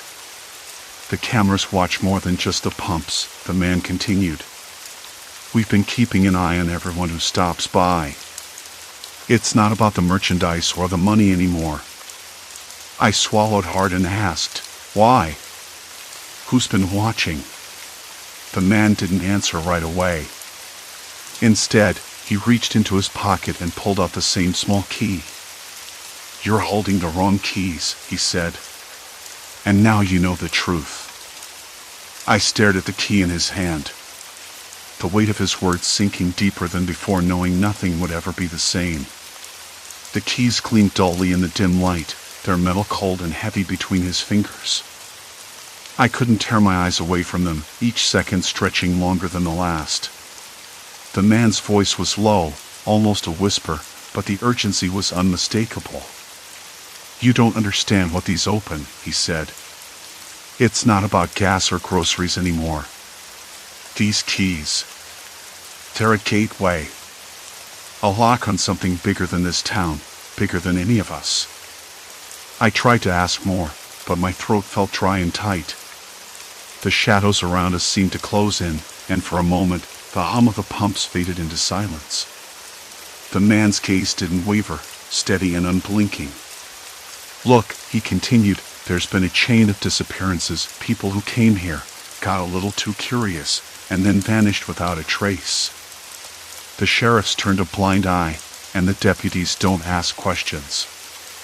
It's a quiet kind of enforcement, but it's real. And it's happening right under our noses." My mind raced. I thought about the missing signs posted on telephone poles, the hush conversations I'd overheard at the diner, the strange late-night visitors who never seemed to stop for more than a minute. None of it had made sense before, but now it was all threading together into a chilling outline. "Why show me this?" I finally managed. "Why not just keep the keys and keep me out?" The man's jaw tightened. "Because you're already involved, whether you know it or not. You came here for the wrong reasons, and now you're caught up. But maybe you can help, or at least understand what's at stake." He motioned toward the back of the store, where a narrow stairwell led down into darkness. "Those keys open a door down there. Behind it is what they're protecting. If you want answers, that's where you'll find them." I hesitated, the weight of the moment pressing down on me. The smell of oil and dust mixed with something metallic and cold. The silence was heavy. The only sound was my own breathing and the faint creak of the old wooden floorboards.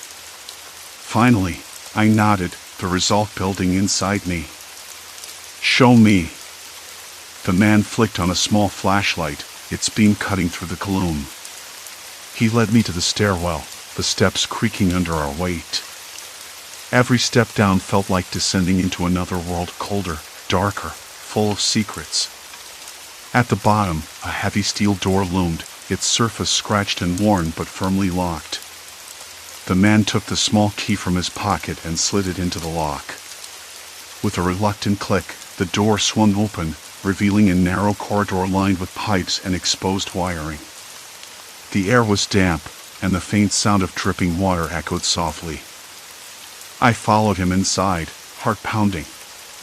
As we moved deeper, the thin corridor opened into a vast chamber, illuminated by flickering fluorescent lights. The room was filled with strange machinery, panels covered in blinking lights, monitors displaying unreadable data, and rows of metal crates stacked against the far wall. "What is this place?" I whispered. The man didn't answer immediately. Instead, he walked over to one of the consoles and tapped the screen, which flickered to life with a series of maps and coded messages. "This," he said finally, "is the heart of the operation. The real reason people come here, and why some never leave. They're harvesting something or someone. Something valuable enough to keep the whole town under wraps." I stared at the screen, trying to comprehend the scope of it all. The glowing map showed not just our town but a network of similar installations, stretching far beyond what I'd ever imagined. Lines connected one point to another, like a spider's web spun across. The continent.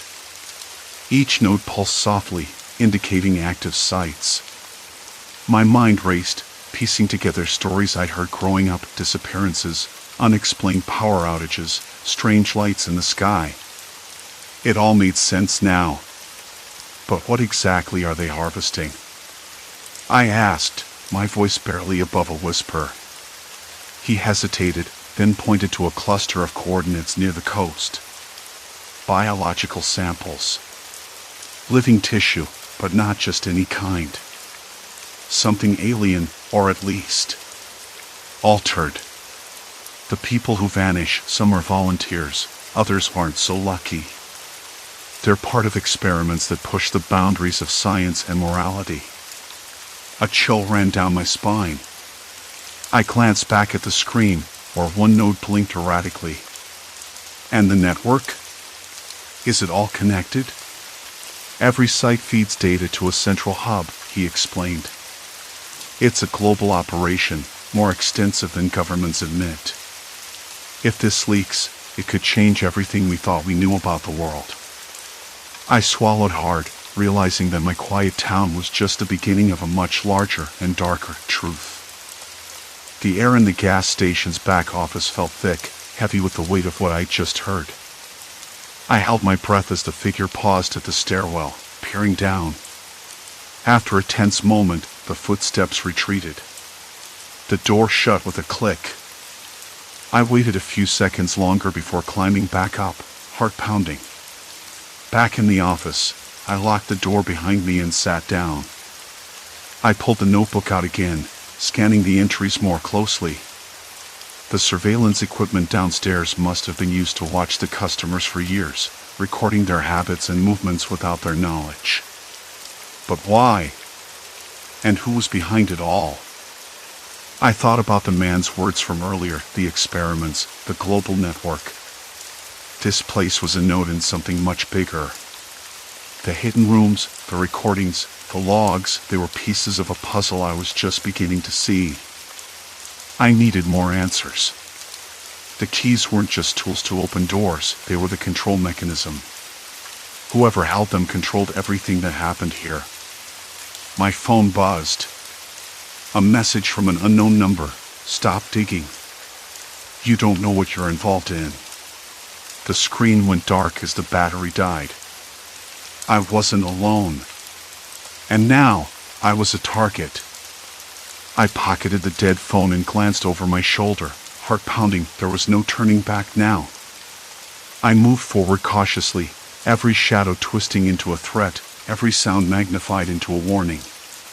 The narrow corridor stretched ahead, its walls lined with faded posters and peeling paint, whispering of a past long forgotten. Somewhere beyond, a dull humming pulsed, a generator, or something more sinister. I had to keep moving before whoever sent that message caught up with me. My hands slipped into my jacket pockets, fingers brushing against the cold metal of the keys. They felt heavier now, as if burdened by the weight of the secrets they guarded. I couldn't shake the feeling that these keys were more than mere objects, they were pieces of a darker machinery, one I was only beginning to understand. The corridor branched into a stairwell. I hesitated, then descended, step by step, into the bowels of the building. The air grew colder, dampness clinging to the walls. Somewhere in the distance, a door creaked open. I froze.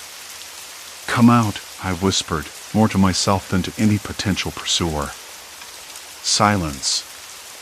I pressed on, each footfall muffled by a threadbare carpet. At the bottom of the stairs, a heavy metal door barred the way. Normally, I would have hesitated, but now curiosity propelled me forward. I slid one of the keys into the lock.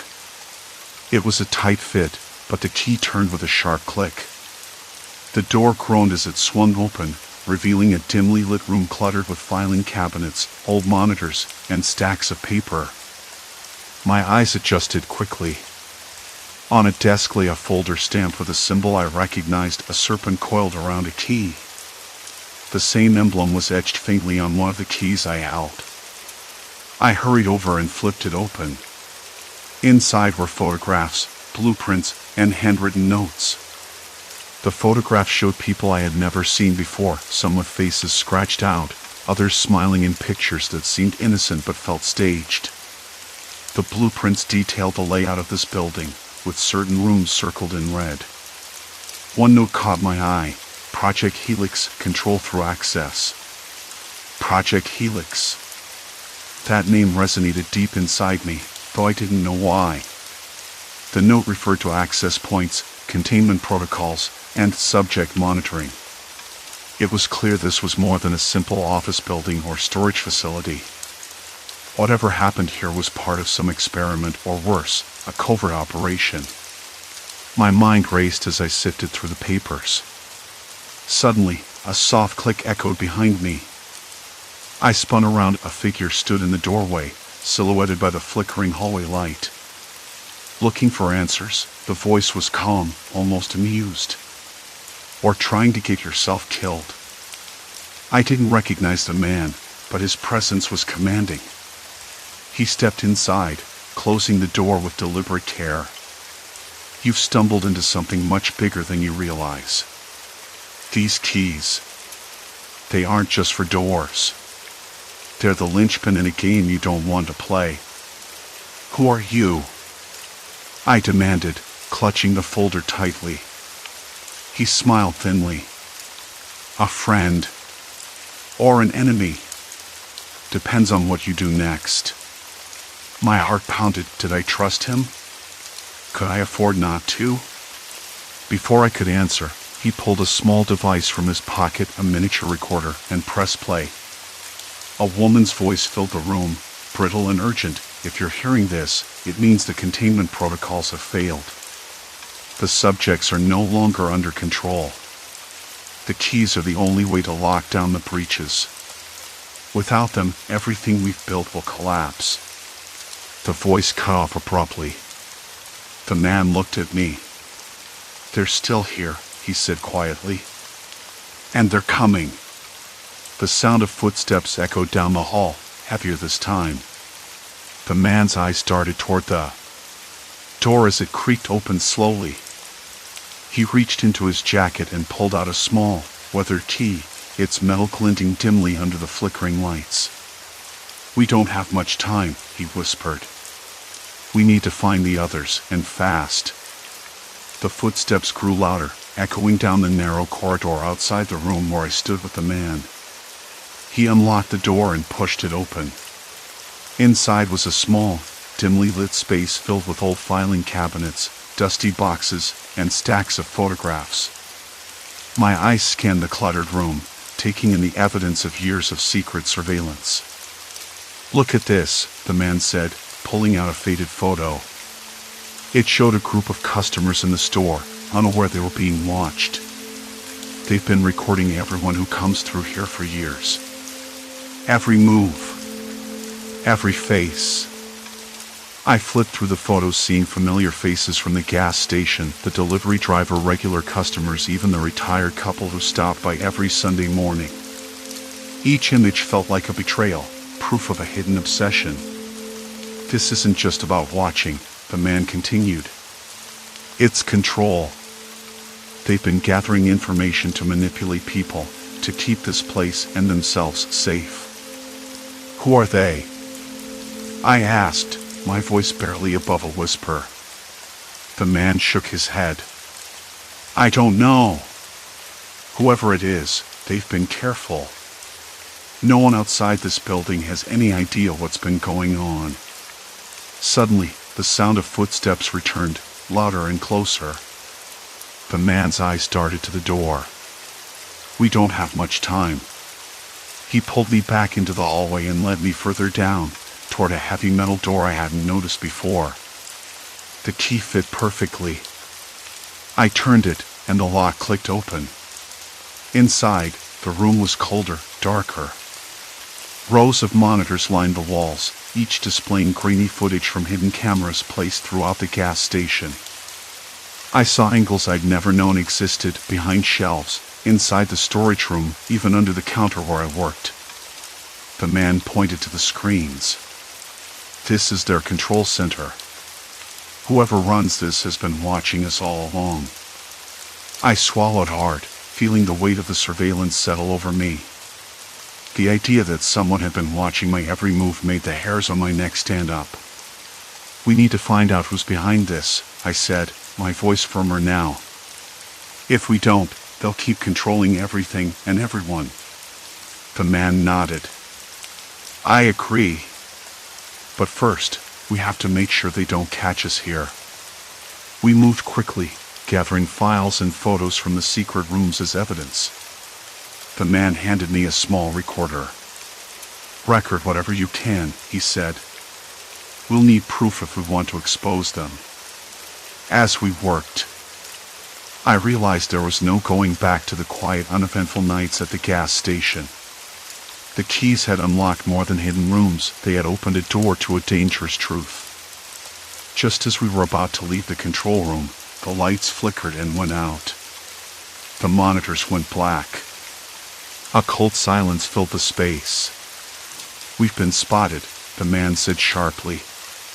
"They know we're here." I held the recorder tighter, heart pounding. If the people behind all this were watching, they were closer than we thought. And now, they were coming for us. There was no way out that didn't involve facing them head on. I squared my shoulders and stepped forward, ready to meet whatever was waiting in the shadows. The sudden darkness seemed to swallow the whole control room, the faint hum of machinery fading into an oppressive silence. My breath came in shallow bursts, each step forward feeling heavier as the unknown pressed in from all sides. The man beside me pulled a small flashlight from his belt, the beam cutting a narrow path through the black. The light revealed a tangle of cables sneaking along the floor, and I had to remind myself not to trip. "Keep your eyes open," he whispered, voice taut with urgency. "They won't hesitate, and neither should we."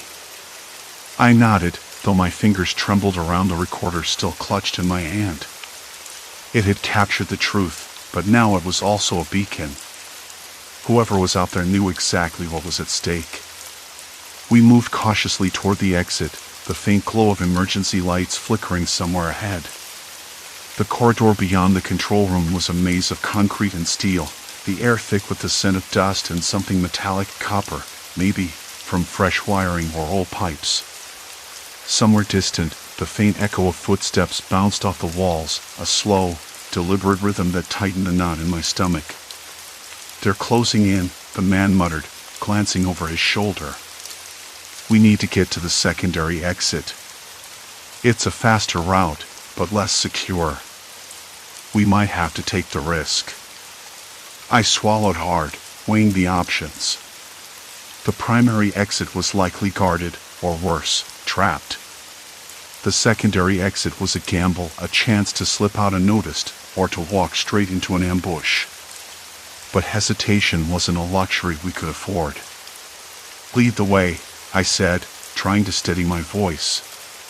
The flashlight bobbed ahead, illuminating peeling paint and scuffed footprints on the floor. The walls seemed to close in, every shadow a potential threat. Suddenly, a faint clicking noise echoed from somewhere above us. My heart jumped. The man stopped instantly, pressing a finger to his lips. "We're not alone," he breathed. Drones. Small surveillance devices, hovering silently in the dark, scanning for movement. I remembered the brochure at the lab. These things were equipped with infrared and audio sensors, designed to detect even the slightest anomaly. "We can't be seen," he said urgently. "Stay close, move slow." We pressed ourselves flat against the wall, inching forward, the beam of the flashlight barely flickering. The clicking drone grew louder, circling near the ceiling. I could feel its sensors probing, searching for us like a predator hunting prey. A sudden metallic scrape echoed from the opposite corridor. The man tensed, then gestured sharply toward a maintenance hatch set low in the wall. "This way," he whispered. Without hesitation, I crouched and followed him as he pried open the hatch. A narrow, dark crawlspace opened before us, just large enough to squeeze through. Cold air rushed out, carrying the scent of damp earth and rust. "For better or worse," he said, dropping inside. I hesitated only a moment before following him into the tight, claustrophobic tunnel. The wall scraped against my arms, and the recorder threatened to slip from my grip. As I moved deeper into the crawlspace, muffled voices emerged from above, indistinct but urgent. Our pursuers were close, too close. The tunnel twisted unexpectedly, forcing me to duck low, and I felt the recorder's recording light pulse faintly in the darkness. A surge of panic threatened to overwhelm me, but I forced it down. This evidence, this story, it was too important to lose now. Last stretch, he said grimly. I stepped forward, the weight of what we were about to face settling over. The crawl space narrowed so much that I had to turn my body sideways to keep moving. The cold, damp air made my skin crawl, and the faint scrape of the man's footsteps ahead was the only sound besides my own labored breathing. The recorder's red light blinked steadily, but the small device felt fragile in my hand, like it might shatter if I squeezed it too hard. The muffled voices from above grew louder, sharper. Urgency was clear in their tone, and I realized whoever was hunting us was close to finding the hatch. The man paused, barely audible. They're right over the main office. I don't think they know about this tunnel. I nodded, my voice caught somewhere between relief and tension. How much further? Not far. There's a door at the end. If we can get through it, we might find a way out. I pushed forward the crawl space, ending abruptly at a heavy metal door set flush into the wall. The man produced a key ring, rattling it against the door frame. This is one of the keys I took from the restroom. I don't know exactly what's behind it, but it's better than staying here. The lock gave a low click and the door swung open with a groan. We stepped into a narrow hallway, lit by a single flickering fluorescent bulb. The air smelled stale, like a room left untouched for years. As I scanned the corridor, I noticed the peeling paint and scuffed floor tiles. At the far end, another door was slightly ajar. The man motioned for me to follow and moved quietly toward it. We slipped inside a small, cluttered room filled with filing cabinets, dusty boxes, and piles of old newspapers. The walls were lined with shelves crammed with faded photographs, notebooks, and various personal items. I recognized some of the faces in the photos, customers from the gas station over the years, caught in candid moments I had never seen before. The man pulled out a notebook, flipping through the pages. Look at this. Someone kept detailed notes on everyone who came through here. Dates. Times what they bought, even where they parked. I crouched beside the cabinet, pulling out a thick folder marked surveillance logs. The pages were filled with entries like journalistic notes describing customers in unsettling detail. Man with dark jacket, nervous glance. Bought 2 energy drinks. Spent an unusual amount of time in restroom. Why would someone do this? I whispered, a chill creeping up my spine. The man's face was grim. Because they wanted to watch. This isn't just a gas station. It's a trap. Before I could respond, a soft click echoed from the hallway. The man's eyes snapped toward the door. Someone's coming, he said, voice low but urgent. I felt my heart quicken. There was no time to hide the evidence or run. We had to confront whoever was behind this. The door creaked open wider, revealing a tall figure silhouetted by the dim light outside. A woman stepped inside, her expression unreadable but calm. She held a small clipboard and a pen. I see you found the files, she said quietly, her eyes flicking between us. I was wondering when you'd get curious. The man tensed, taking a step forward. Who are you? What is this place? She smiled, but it didn't reach her eyes. This is my project. I've been watching for years, keeping track of everyone who walks through those doors. Not to harm, but to understand. People reveal everything when they think no one's looking. I swallowed hard. Why keep it all secret? Why hide these rooms? Because people don't want to be watched. They don't want to admit they're being watched. It's easier this way. Besides, you're the first to come this far since I started. The man's voice was cold. That makes you the one controlling the keys. The one behind all this. She nodded slowly. Yes. But I never considered you a threat. Until now. I glanced at the man. We both understood what she meant. We had crossed a line, uncovered something she wanted buried. The woman stepped closer, the clipboard clutched tightly. You can leave now. Forget everything you saw. Or stay and become part of the story. I didn't answer. My hands clenched into fists. The recorder was still running, and I knew this moment would decide everything.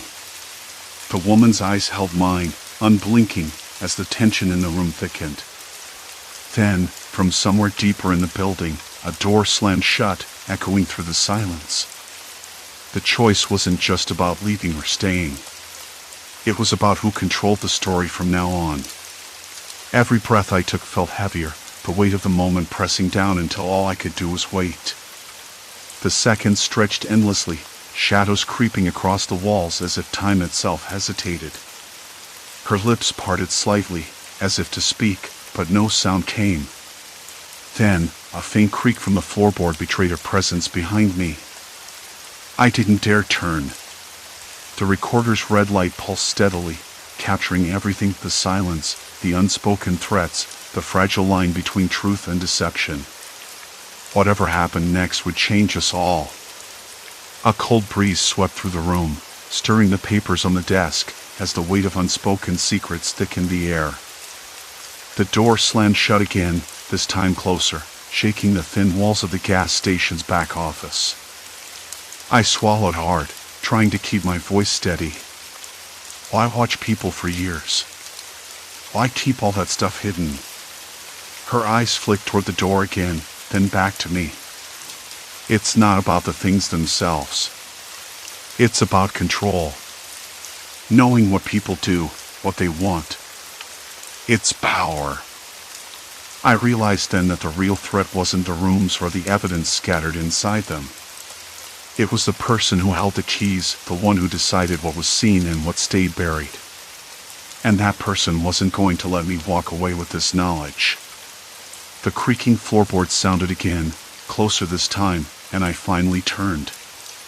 A man stepped into the dim light, older than the woman, with sharp eyes that missed nothing.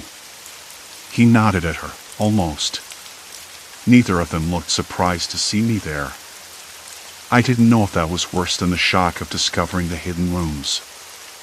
I've been watching you, the man said quietly, trying to figure out if you're a threat. You've crossed a line. I clenched my fists, trying to keep calm. I'm not here to cause trouble. I just want people to know the truth. The woman laughed softly, but there was no humor in it. The truth is messy. People don't want it. They want lies that keep them comfortable. The man took a step closer, lowering his voice.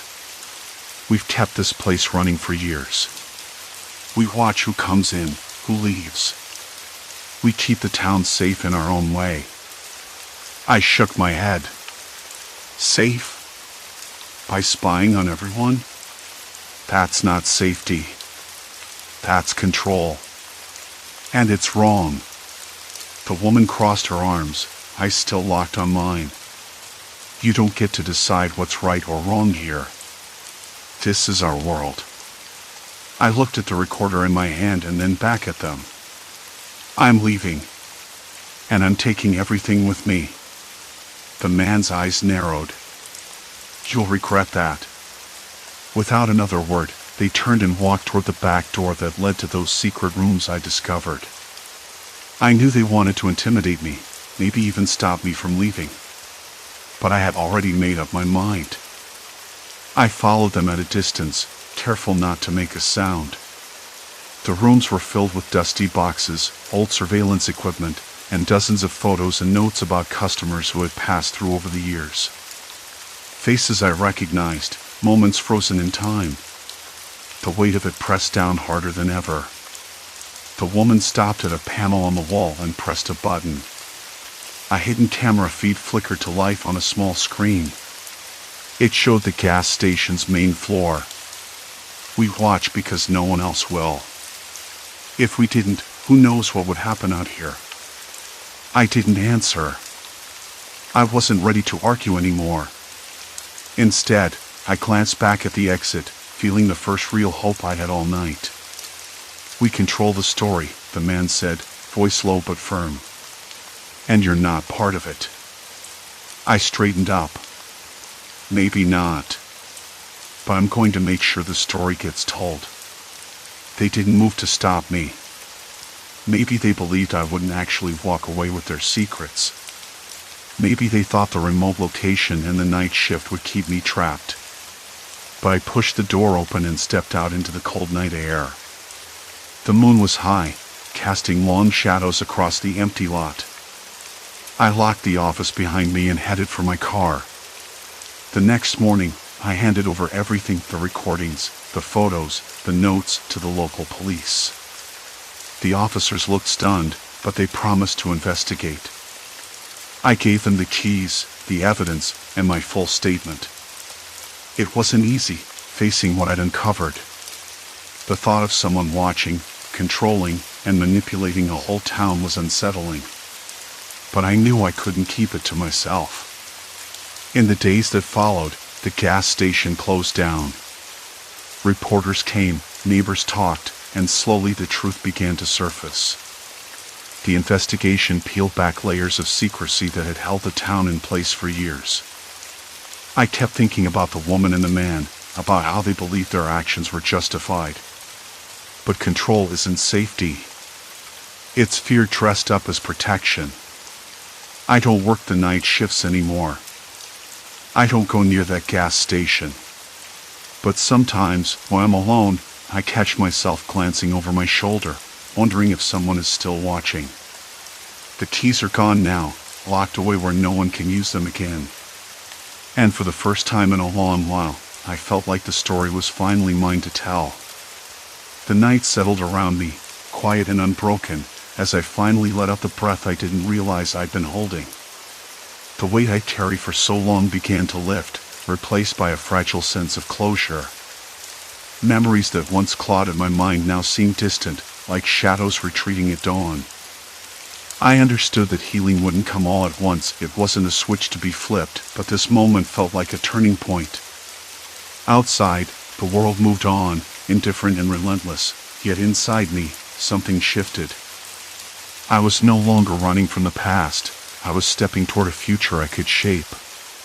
The night held no threats now, only possibilities waiting to be claimed. The quiet hum of the city settled around me, a gentle reminder that life, in all its chaos, would continue to unfold. Story 5, Fading Reality, a Neighborhood Unravels. The morning started. The store clerk rubbed his eyes and said, "I thought I was just tired. But now that you mention it, the paint on the walls inside the store looks washed out." I looked around again, trying to ignore the creeping unease settling in my stomach. Something wasn't right. The neighbors usually smiled or waved as I passed by, but today, their faces looked blurred. I could recognize them, but the details were hazy. The dog owner's eyes were less sharp, and the store clerk's mouth. "Maybe it's just the light," I said, though I didn't believe it. "Maybe we're all just tired." The dog owner shook her head. "I don't think it's that. I've been up for hours. And my husband at home says the same thing." The store clerk glanced down the street toward the small park where children usually played after school. "Kids don't look right either. Faces don't seem real. Like I'm watching a bad video or something." I nodded, feeling a chill despite the warmth of the morning. We stood in silence for a moment, each of us looking around, trying to find normalcy in a neighborhood that suddenly looked wrong. Later that afternoon, I went to the local community center to check the bulletin board. Flyers for upcoming events were tacked up in their usual spots. But the colors on the paper looked faded and the faces in the photos seemed distorted. I ran my fingers over one flyer advertising a neighborhood cleanup and noticed the ink smudged slightly, even though the paper was dry. At the center, the attendant was a middle-aged woman with a friendly smile, usually quick to greet visitors. Today, Her expression was tight and distracted. When I asked if she had noticed anything strange lately, she hesitated before replying. "People have been calling, asking if anyone else feels weird," she said quietly. "Some say they see things differently. Colors, faces, even sounds." I frowned. "Sounds? What do you mean?" She glanced around the room before lowering her voice. "Some say voices sound distant or echoing, like someone's messing with their heads." I left the center with a growing sense of unease. On my walk back, I passed the bakery where the baker stood behind the counter, wiping his hands on a towel. The baker's usual cheerful greeting was absent. The man looked at me with tired eyes and said, "You're not imagining it. Something's happening, and I don't know what." That evening, I sat on my porch with my phone, scrolling through neighborhood social media groups. Posts popped up everywhere, neighbors sharing similar experiences, worried questions, and theories about what might be causing the strange perceptions. Some blamed new construction dust, others suspected a chemical spill nearby, but no one had answers. Messages came in from people I knew well, the mail carrier, the school teacher, the retired couple down the street, all describing the same unsettling symptoms. The colors fading, faces blurring, sounds warping. Everyone was experiencing it, together. I called a close friend who lived a few blocks away, the local mechanic. His voice sounded tired, strained. "I don't know what's going on," the mechanic said. "My shop's been fine, but the cars look different. The colors on the paint jobs don't pop. It's like I'm seeing everything through a dirty window." I told him about the other neighbors. "It's not just you or me. It's everyone. The whole neighborhood." There was a pause on the other end. "Maybe it's something in the air or water. We should look into it before it gets worse." That night, I couldn't sleep. I kept thinking about the day's strange moments, the faded colors, the blurred faces, the worried voices. Something was wrong, and it wasn't just in my head. It was happening to all of us. I decided the next day to start asking questions, to find out if this was an environmental problem or something else entirely. If we didn't figure it out soon, I was afraid the neighborhood, our community, would start to unravel, piece by piece. The thought made me shiver. But for now, all I could do was prepare myself for whatever truths lay ahead. The morning sun filtered weakly through the smog that had settled over the town, casting an eerie gray light on the cracked sidewalks and shuttered windows.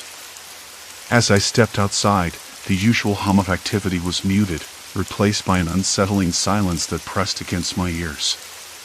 People hurried past without their usual greetings, eyes darting nervously as if searching for something invisible. I pulled my jacket tighter, a small defense against the chill that had nothing to do with the weather. I made my way to the local library, hoping the archives might hold clues, old news reports, environmental studies, anything that could shed light on the creeping malaise. The librarian, Mrs. Ellsworth, looked up as I entered, her face etched with lines deeper than the years alone could explain. "You're not the only one asking questions," she whispered, glancing over her shoulder before leading me to a dusty section of neglected files. "There's talk of something in the water, or maybe the air. Folks are scared, but no one's talking openly." I sifted through yellowed papers and crumbling photographs, piecing together a pattern of unexplained illnesses and murky reports of chemical spills that had been quietly covered up. The more I uncovered, the heavier the weight of responsibility felt on my shoulders.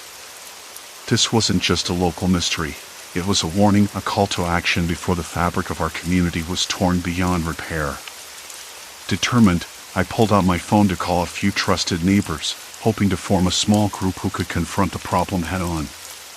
The uncertainty still gnawed at me, but beneath it all, a flicker of resolve began to burn.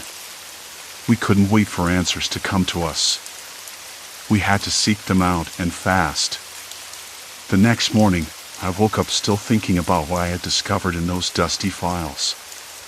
That afternoon I met them all at Marion's house. The small living room felt cramped with 4 grown adults leaning in close, sharing stories that blurred between observation and worry. Marion pulled out a notebook filled with her garden notes. I started recording when I noticed the flowers losing their vibrancy. The colors just drained away, like someone turned down the saturation. She flipped through pages with dates and photos she'd taken on her phone. Aaron added, the school nurse mentioned similar symptoms in kids: headaches, dizziness, trouble focusing. Some parents think it's just stress, but it's too widespread for that. He looked tired, like the weight of responsibility pressed down on him more than the others. Lena, who had been quiet, spoke up. I went through the pharmacy records for the last 6 months. There's a rise in prescriptions for anxiety and neurological issues. Nothing officially tied to a cause, but it's unusual for a town this size.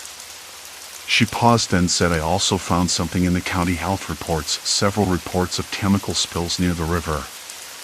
They were dismissed as minor, but I wonder if they were connected.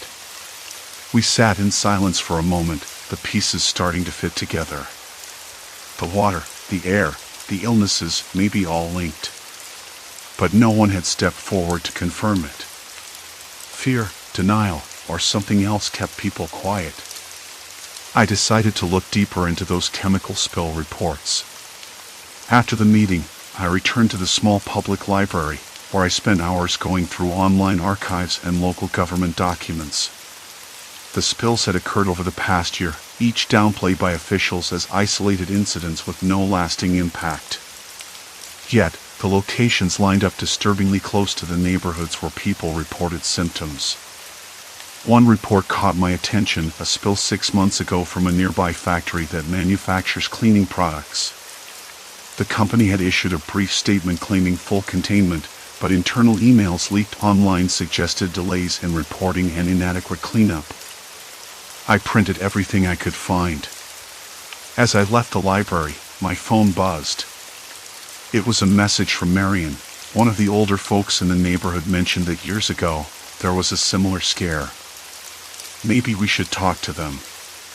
That night, I knocked on the door of Mrs. Creer, a retired nurse who had lived here for decades. She let me in cautiously, her eyes sharp despite her age. I explained what we were seeing and the patterns I'd uncovered. She nodded slowly, then said, "You're right. Something's wrong." In the early 90s, there was a spill from the same factory. People got sick, but the town moved on. Some never really recovered. Her voice was steady but carried a warning. The problem is, no one wants to admit it's back. It's easier to pretend everything's fine, even when it's not. I left her house with more questions than answers. If this was happening again, how far had it spread? Could the community handle the truth without tearing itself apart? The uncertainty gnawed at me, but I knew waiting for officials to act was no longer an option. Back at home, I laid out the documents and notes on the kitchen table. The pieces formed a picture of slow poisoning, a shared trauma hidden beneath the surface of everyday life. But something else bothered me when I looked at the photos Marion had taken. The faces of neighbors appeared blurred. That night, I stared at the ceiling, trying to make sense of it all. If the problem was environmental, why did it seem to affect perception so deeply? Was it the toxin, or was it something about how our brains were responding collectively? The thought was unsettling. I realized the clock was ticking. If this neurological shift was contagious, if it was warping reality for everyone, the community could unravel before anyone found a way to stop it. I had to find the source and expose it, or risk losing everything we'd all trusted. When my phone rang just past midnight, I was startled. The screen showed an unknown number. Hesitating, I answered. "Listen carefully," a voice whispered. "You're getting too close. Stop digging before it's too late." The line went dead. I sat back, the weight of the warning settling over me. The threat wasn't just a contamination anymore. Someone wanted to keep this quiet, and they were watching.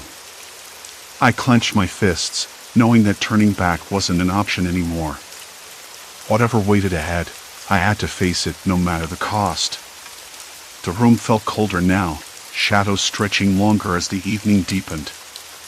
I pulled my coat tighter around me and glanced at the scattered files on the desk. Each page was a puzzle piece, fragments of a story someone was desperate to hide. My phone buzzed again, but this time it was a message: last warning. Walk away or regret it. The urgency was undeniable, but so was the fire igniting inside me. I couldn't let fear dictate my path. If anything, this only confirmed how close I was to the truth. With a deep breath, I grabbed my flashlight and headed out into the dark, ready to uncover what lay buried beneath the surface. The warning message lingered on my phone screen as I stepped outside, the night air sharp against my skin. The man's gaze didn't waver. "You're asking the wrong questions," he said quietly. "It's not what you see, but what you don't. You should leave this alone." I frowned. Someone warned me to stop digging, too. But I can't. Not now. He sighed, rubbing his hands together. "You don't understand. This isn't just some neighborhood oddity. There's something in the water, or maybe the air. It's affecting all of us. Not just the colors or faces, but the way we think." He glanced around nervously. "It's already started to change people. You don't want to be next."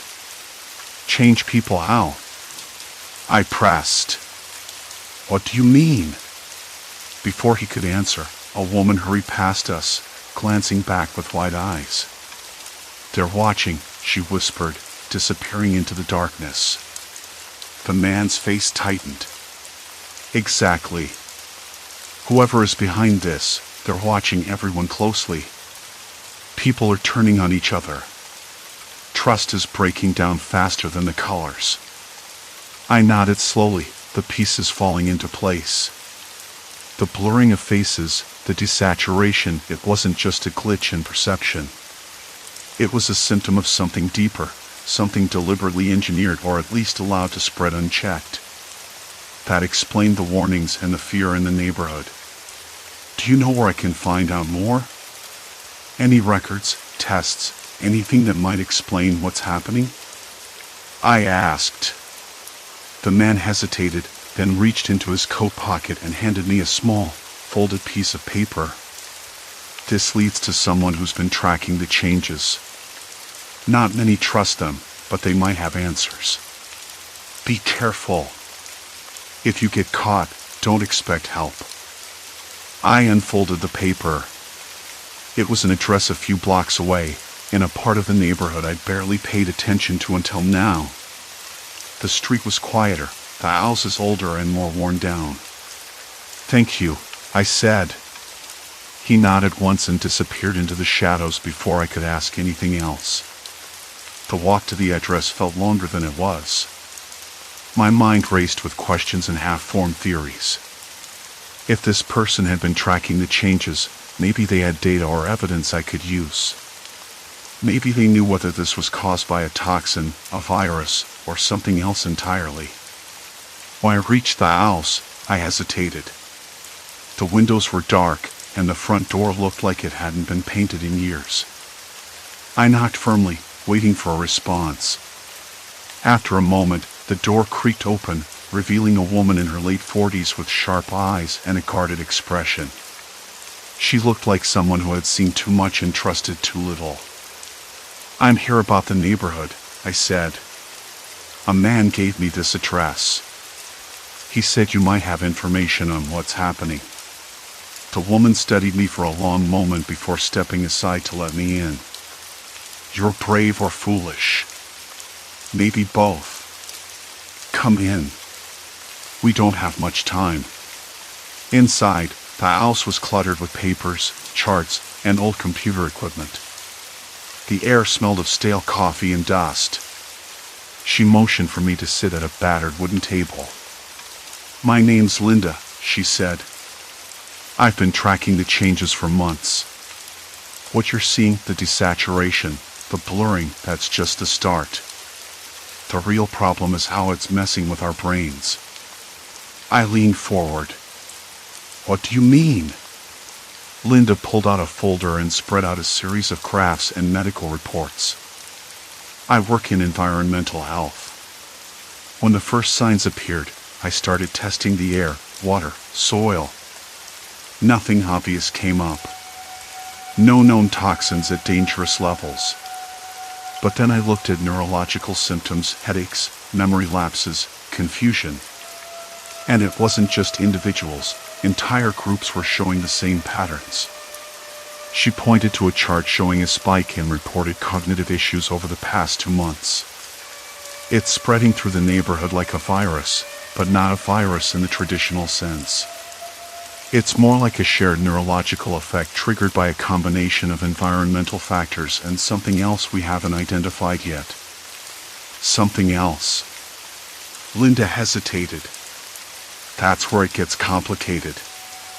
I think someone is using chemicals or technology to manipulate brain activity. It could be experimental pesticides, industrial waste, or even something more deliberate. The people responsible don't want this exposed." I thought about the warning messages and the man's words. "Do you have any leads on who might be behind this?" Linda shook her head. "People with access to power and resources. Companies that operate in the area, government contractors, or private groups. They've been quiet, but the signs are there if you know where to look." I swallowed hard. The stakes were higher than I imagined. This wasn't just a local health concern. It was a calculated attack on the neighborhood's minds, and maybe beyond. "Have you shared this with anyone else?" I asked. "Only a few trusted contacts. Most people don't want to believe it. Fear makes them turn inward, distrust each other, and deny what's happening."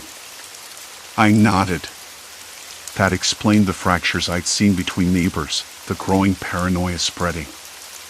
Linda reached into a drawer and pulled out a small vial filled with a clear liquid. "We've been collecting samples from various spots, water sources, soil, even the air filters in some homes. This is one of the latest. I want you to take it to a lab outside the neighborhood. Someone who doesn't have a stake in all this." I took the vial carefully. "I will." She looked me in the eye. "Be careful. You're already on their radar. If you push too hard, they'll come for you." I left the house with the vial tucked safely in my pocket. The night felt heavier now, the silence more oppressive. I realized that whatever this was, it wasn't going to stop until someone exposed it or until the neighborhood lost itself completely. As I walked back toward the main street, I passed a small group of neighbors gathered under a street lamp. Their faces were tense, eyes darting suspiciously. One woman whispered something that caught my attention. "It's not just the colors or the memories." I saw my neighbor's eyes change. I kept moving, the weight of the vial a constant reminder that I was no longer just chasing answers. I was part of something much bigger and much more dangerous. By the time I reached my front door, I knew there was no turning back. The neighborhood was unraveling, and the truth was buried beneath layers of fear, silence, and lies. I had to find the source before the shared reality we all depended on fractured beyond repair. Otherwise, none of us would recognize the world or each other anymore. Mr. Caldwell nodded slowly. "I saw it too. But it's more than just the eyes. Colors have been draining away, edges blurring. When I talked to Mrs. Franklin, she said she couldn't remember what she was supposed to do that morning, even though she just told me. I felt a cold knot tighten in my stomach. "Do you think it's something in the air?" Or maybe a chemical? Marissa shook her head. We've checked the water supply. Nothing unusual. The local air quality reports haven't changed. But there's something else. I talked to some of the teachers at the school. Several kids complained about headaches and trouble focusing. It's spreading fast. I pulled out the vial. I found this last night near the park bench. It's some kind of liquid, but I don't know what it is or where it came from. Mr. Caldwell took the vial cautiously and peered inside. Looks. Smells faintly of chemicals. Marissa frowned. We need to be careful. If this is connected, we can't let it get out of control. That afternoon I made my way to the park, the vial tucked safely in my jacket pocket. The place was deserted. The swing swayed gently in the breeze, casting long shadows. I knelt by the bench where I found the vial. The ground was damp, but there was no obvious source of contamination. I scanned the area, looking for signs, spilled containers, discarded bottles, anything unusual. As I stood up, I noticed a small manila envelope tucked under the bench. I pulled it out, heart pounding. Inside were several faded photographs and a few notes scrawled in hurried handwriting. The pictures showed various spots around the neighborhood, parks, water meters, schoolyards, all marked with circles and item. One note caught my eye: concentration high near old pump station. Avoid direct contact. I recognized the reference immediately. The old pump station was shut down years ago after a minor chemical spill, but it had never been fully cleaned up. Could someone have been dumping something there again? Or was the contamination spreading through the soil or water supply? I brought the envelope back to Marissa and Mr. Caldwell that evening. We spread the photos on the kitchen table, tracing the routes and connections. It was clear someone had been mapping the neighborhood's vulnerable spots. But who? And why hadn't anyone reported this before? That night, I couldn't shake the feeling that we were being watched. Every creak of the house, every shadow outside the window made my skin crawl. I kept checking the vial, wondering if the liquid inside was responsible for the changes we all experienced or if it was a symptom of something deeper. The next day, I decided to visit the old pump station. It was on the edge of the neighborhood, surrounded by rusted fences and overgrown weeds. I slipped through a broken gate and made my way toward the main building. The air was thick with a faint chemical smell, sharp and unpleasant. Inside, the floor was stained with dark patches, and the walls were covered in peeling paint. I noticed footprints in the dust, fresh enough to suggest someone had been here recently. As I moved deeper, I found a small metal box wedged under a pipe. Inside, there were several containers similar to the vial I had found, some empty, some half full. I took a deep breath and grabbed one of the full containers, checking the label. It was illegible, but I could make out a date from last month. Someone had been deliberately distributing this substance here, near the neighborhood's water source. I heard footsteps behind me and froze. Turning slowly, I saw a man in a dark jacket standing near the doorway. His face was hard to read, but his eyes held a strange intensity. "You shouldn't be here," he said quietly. I swallowed hard. "Why are you doing this? What is this stuff?" He didn't answer at first. Then he said, "It's not what you think. This isn't about poisoning anyone. It's about control, about seeing how far people can be pushed before they break."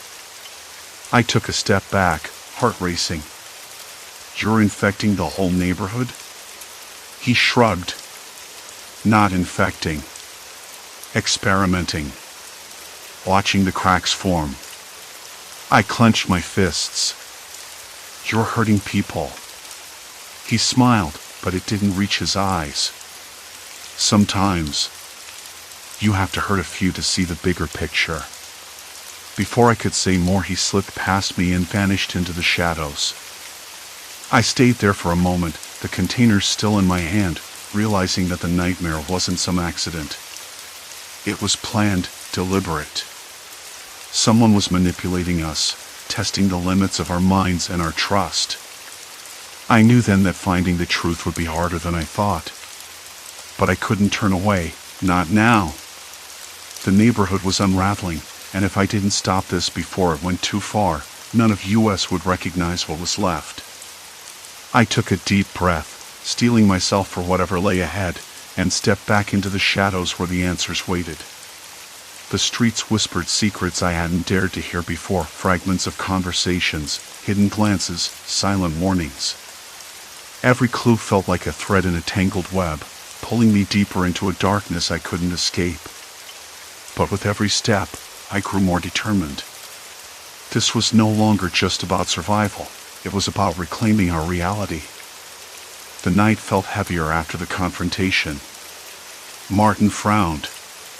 The problem is that no one will believe it without proof. And even if they do, how do we get the authorities to act before more damage happens? We agreed to collect more water and soil samples from around the neighborhood, documenting the contamination. I spent the next day walking from house to house, knocking on doors, gathering stories, and urging people to join the effort. Some were wary, others confused, but a few were ready to listen.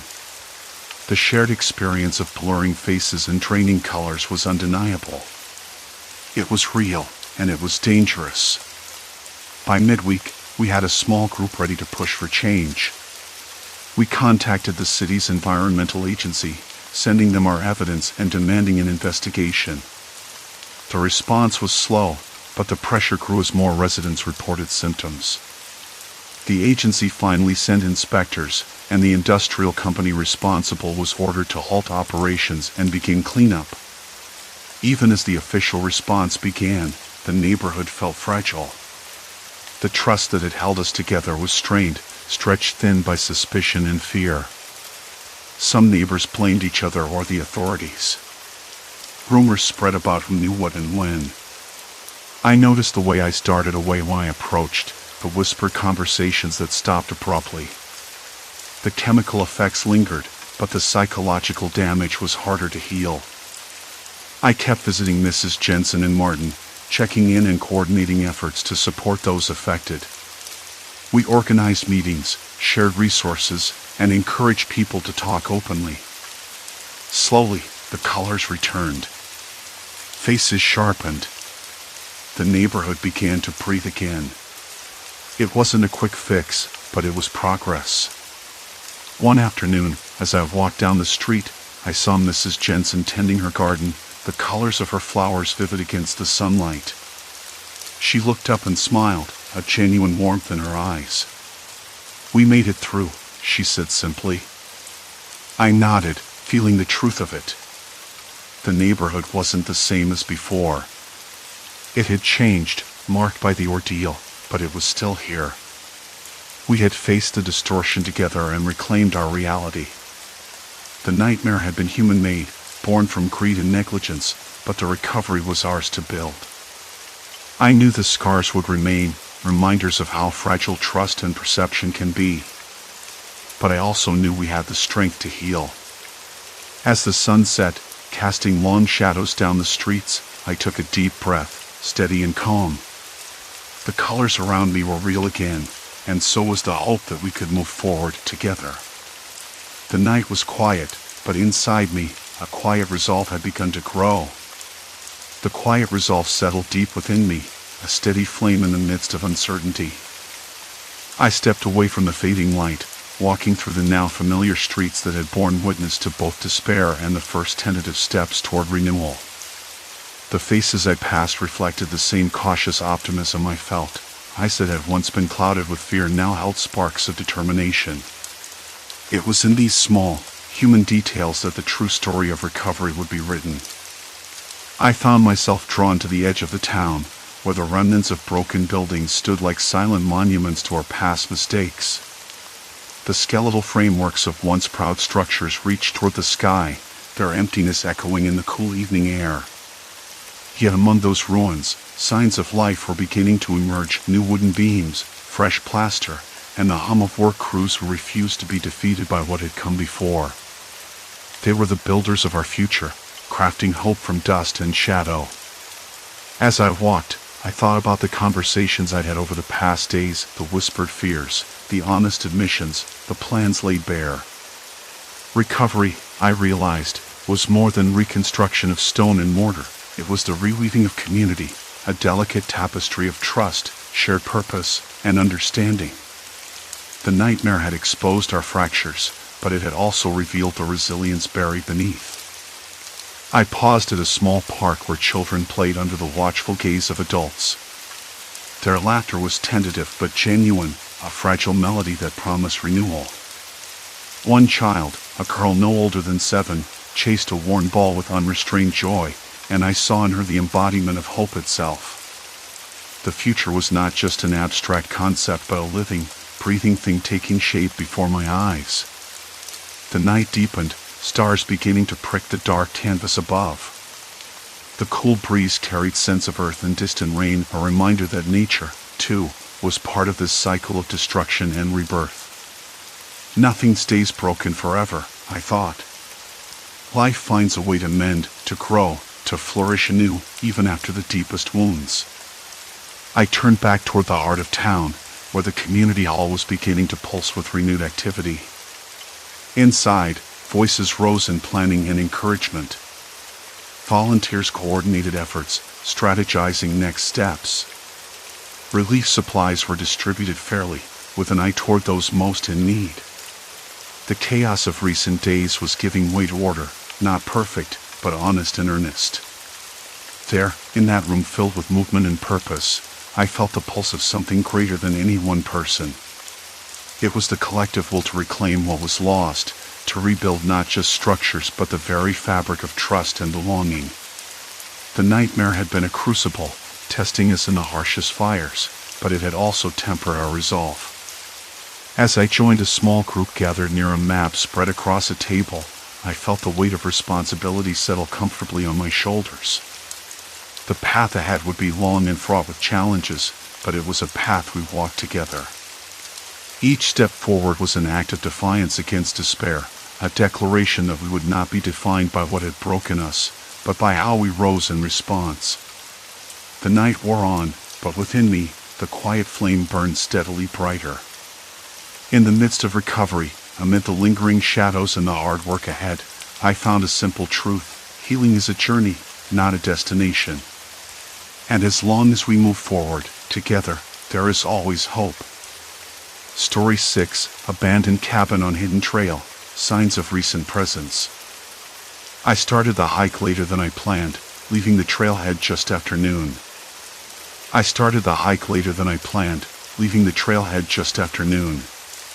The sun was already dipping toward the western ridge, casting long shadows across the worn path. I adjusted my pack, feeling the reassuring press of supplies against my back: water, snacks, a lightweight jacket tucked in just in case.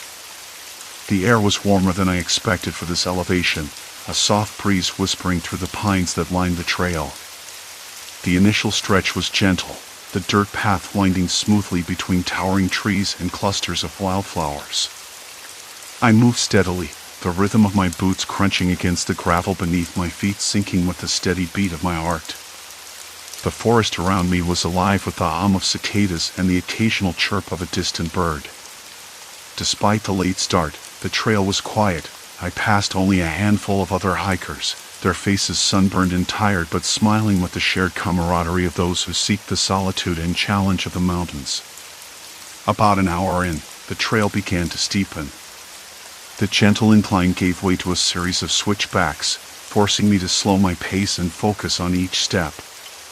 My legs protested slightly, reminding me that my training had been inconsistent at best. Still, the promise of the summit spurred me onward. Through breaks in the canopy, I caught glimpses of the valley below, a sprawling mosaic of farmland and forest, the winding river catching the sunlight like a silver ribbon. I paused briefly at a small clearing where an ancient oak stood sentinel. Its gnarled branches stretched wide, offering a patch of shade that felt like an invitation. Leaning against the rough bark, I took a sip of water and scanned the horizon. The sky was a brilliant blue, streaked with wispy clouds that moved lazily with the wind. It was one of those rare moments where the world feels perfectly still, the kind that reminds you why you keep coming back to the wilderness. Resuming the climb, the forest began to thin, replaced by hardy shrubs and rocky outcrops. The scent of pine gave way to the sharp tang of mountain air. My breath grew heavier, and I could feel the altitude pressing against my lungs. I pulled out my jacket as the temperature dropped unexpectedly, the wind picking up and tugging at the hem of my shirt. By late afternoon, I reached a ledge overlooking a small alpine lake nestled at the foot of the next rise. The water was crystal clear, reflecting the towering cliffs that framed it like a natural amphitheater. I settled down on a flat rock, pulling out my map to confirm my position. According to my calculations, the summit was still another 2 miles ahead, with a 1,200-foot gain in elevation. As I rested, a sudden movement caught my eye, a flash of russet fur darting between the rocks. A red fox emerged cautiously, its eyes locking onto mine for a moment before it vanished into the underbrush. Encounters like this always felt like small rewards, reminders that the wilderness was home to countless lives beyond my own. The sun continued its descent, and I knew I had to push on if I wanted to make camp before dark. Packing up, I followed the narrow ridge trail that hugged the mountain's spine. The path was rugged here, strewn with loose rocks that tested my footing. At one point, I had to use my hands to scramble up a steep section where the trail briefly disappeared beneath a jumble of boulders. Near the top, the wind grew fierce, whipping through the sparse trees and carrying a sudden chill that bit through my jacket. I paused to put on my gloves, my fingers stiffening despite the exertion. From this vantage point, the valley spread out like a living map, the patchwork of fields and forests glowing golden in the fading light. Finally, I reached a small plateau sheltered by a cluster of pines. It was the perfect place to catch my breath and take in the view. I sank onto a rock that was still warm from the afternoon sun, letting the silence settle around me. Below, the river snaked lazily through the valley, its surface catching the last rays of light and shimmering like molten silver. A fox darted through the underbrush, pausing briefly before disappearing into the shadows. The sky above was a deepening canvas of purples and blues, streaked with the faintest hints of pink. I pulled out my notebook, the worn leather cover creaking softly as I flipped it open. The pages were filled with sketches and notes from earlier hikes, but today I felt compelled to write something new, something that captured this moment of quiet solitude. My pen hovered for a moment before I began to etch words onto the page, the rhythm calming and familiar. A sudden gust rattled the pine branches overhead, scattering a handful of needles that drifted down like green snowflakes. I looked up to see the first stars beginning to twinkle, distant and cold. The wind carried the scent of pine resin and earth, mingling with the faint smoke from a far-off campfire. It reminded me that while the mountain was wild and untamed, it was also a place of fleeting human stories, brief encounters, and shared warmth in the darkness. As twilight deepened, the temperature dropped noticeably. I zipped up my jacket and stood, stretching my stiff limbs. The path back would be more treacherous in the dark, but I was grateful for the quiet strength the mountain offered. With one last look at the valley bathed in moonlight, I gathered my things and began the descent, the crunch of my boots on the rocky trail the only sound breaking the stillness. The next morning, I woke up with the cabin's image still fresh in my mind, the footprints in the dirt, the half-eaten meal on the table. The next morning, I woke up with the cabin's image still fresh in my mind, the footprints in the dirt, the half-eaten meal on the table. The sunlight filtered weakly through the grimy window, casting pale rectangles across the floor. I lay there for a moment, listening to the quiet hum of the forest waking up outside.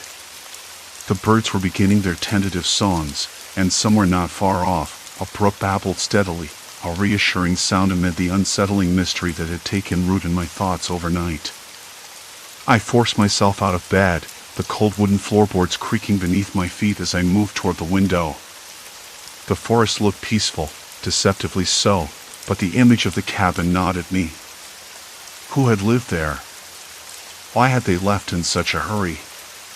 And, more urgently, where were they now? My stomach tightened at the thought of an unknown presence in these woods. After a quick breakfast, I decided to head back to the cabin. I needed to see it again, to explore it more thoroughly. The initial glance yesterday had left too many questions unanswered. This time, I would be methodical, careful, and observant. Grabbing my notebook and camera, I stepped outside, feeling the crisp morning air fill my lungs. The path back was easy to find, thanks to the footprints still embedded in the soft earth. They were the only traces of human presence in this remote patch of forest. As I walked, I noticed other signs, broken twigs here and there, a crushed patch of moss, faint scuff marks on the bark of a nearby tree. Each fragment hinted at a story, but no clear narrative emerged. Approaching the cabin, I slowed down, taking in every detail. The structure was small, built from roughly hewn logs, with a stone chimney at one end. The roof sagged slightly under the weight of moss and years of neglect, but the door was firmly shut. I circled the building, checking for other entrances or windows. There were 3 small windows, grimy but intact, their glass stained and cracked in places. The footprints led right up to the door, then stopped abruptly. No marks of a forced entry. I tried the handle, it was locked. I glanced around, wondering if there might be a back door or a cellar hatch, but saw nothing of the sort. With no key and no indication of anyone nearby, I resolved to search the perimeter more carefully before attempting anything else. I knelt down near the foundation and spotted faint impressions in the soil, more footprints, but these were smaller, possibly feminine. They appeared to circle the cabin, weaving in and out among the trees, before fading into the underbrush. Curiosity piqued, I followed the trail, stepping carefully over roots and rocks. The footprints led downhill toward the brook I had heard earlier. As I approached the water's edge, I saw a small clearing, strewn with broken branches and a few scattered belongings, a tattered scarf, a rusty tin can, and what looked like a child's shoe. The sight sent a shiver through me. Whoever had been here had left in a rush, leaving much behind. Suddenly, a rustling in the bushes made me freeze. I turned sharply, heart pounding, but saw only a fox dart across the clearing and disappear into the thicket. The relief was brief. The woods were alive, but not with the people I sought. I returned to the cabin and sat down on a fallen log nearby, pulling out my notebook. The scarf was red, faded and torn, but unmistakably a child's. The shoe was small, made of worn leather. The tin can was empty, though rusted solid from exposure. What kind of family had lived here? How long ago had they left? And why? I glanced back at the cabin, then toward the deep woods beyond. A sudden urge to explore deeper welled up. Within me, a pull that defied reason and caution. I tucked the scarf carefully into my coat pocket and stood, the weight of the mystery anchoring my steps as I moved toward the shadowed trees. The air shifted, cooler now, carrying whispers of pine and damp earth. Every crack of a twig underfoot echoed loudly in the stillness, and I forced myself to breathe steadily, to focus on the task rather than the creeping unease. As I ventured farther, the canopy thickened, blotting out the late afternoon sun. My eyes adjusted slowly, catching glimpses of moss-covered stones and the remnants of what might have been a path. The ground was uneven, roots twisting like serpents beneath the fallen leaves. I paused, noticing faint footprints pressed into the soft soil, small and erratic, as if a child had hurried through here long ago. Then, something caught my eye, a glint of metal partially buried beneath a cluster of ferns. Kneeling, I brushed away the debris to reveal a tarnished locket, its clasp still intact. I hesitated before opening it. Inside was a tiny, faded photograph of two children smiling, a boy and a girl, their faces bright with innocence amidst the decay around me. A sudden rustle made me start. From between the trees, a figure emerged, not quite a shadow, but not fully solid either. The outline of a child, translucent and trembling with a cold that seeped into my bones. Their eyes, wide and searching, met mine, and for a moment, the forest held its breath. "Why did you leave?" I whispered, feeling the weight of years press upon us both. The figure slowly nodded towards the deeper woods, then vanished like mist dissolving in sunlight. I rose, clutching the locket tightly, understanding that the answers lay ahead, hidden in the heart of the forest's silent secrets. I stayed frozen for a few seconds after the figure disappeared, the weight of the locket still heavy in my hand. No answer. The forest held its breath again. I decided to head back to the first cabin. I needed to rest and think before going any deeper. The sky was darkening fast, and the temperature was dropping. The warmth inside the cabin would help me stay alert. As I walked back, I caught movement out of the corner of my eye. A figure standing just beyond the trees, barely visible in the shadows. It didn't step forward or call out. It just watched. I stopped, but the figure didn't move. I kept my eyes fixed on that spot until the figure slipped away into the darkness. Back at the cabin, I closed the door behind me and locked it, though I knew it wouldn't keep anyone out for long. I pulled a blanket from a dusty chair and wrapped it around my shoulders. The smell of the meal on the table was still faintly warm, but I couldn't bring myself to eat. Instead, I sat by the window and watched the woods. Every so often, I caught glimpses of movement, shadows shifting, shapes lurking just beyond the tree line. Whoever was out there wasn't going to leave until I did. I thought about calling for help, but my phone had no signal. The nearest town was miles away, and I wasn't sure I could trust anyone until I understood what was going on. The locket felt heavier in my pocket. I unfolded the newspaper fragment again and studied the names of the missing family. The more I learned, the more I realized I was caught in something much bigger and darker than I had imagined. I knew I couldn't stay here forever, but leaving now felt just as dangerous. Whoever was watching me wanted me gone, but I wasn't ready to disappear. The night stretched on, and I kept my eyes on the woods, waiting for the next move. The silence was broken only by the occasional rustle of leaves and the steady beat of my own breath. Somewhere out there, someone was waiting for me to make a mistake.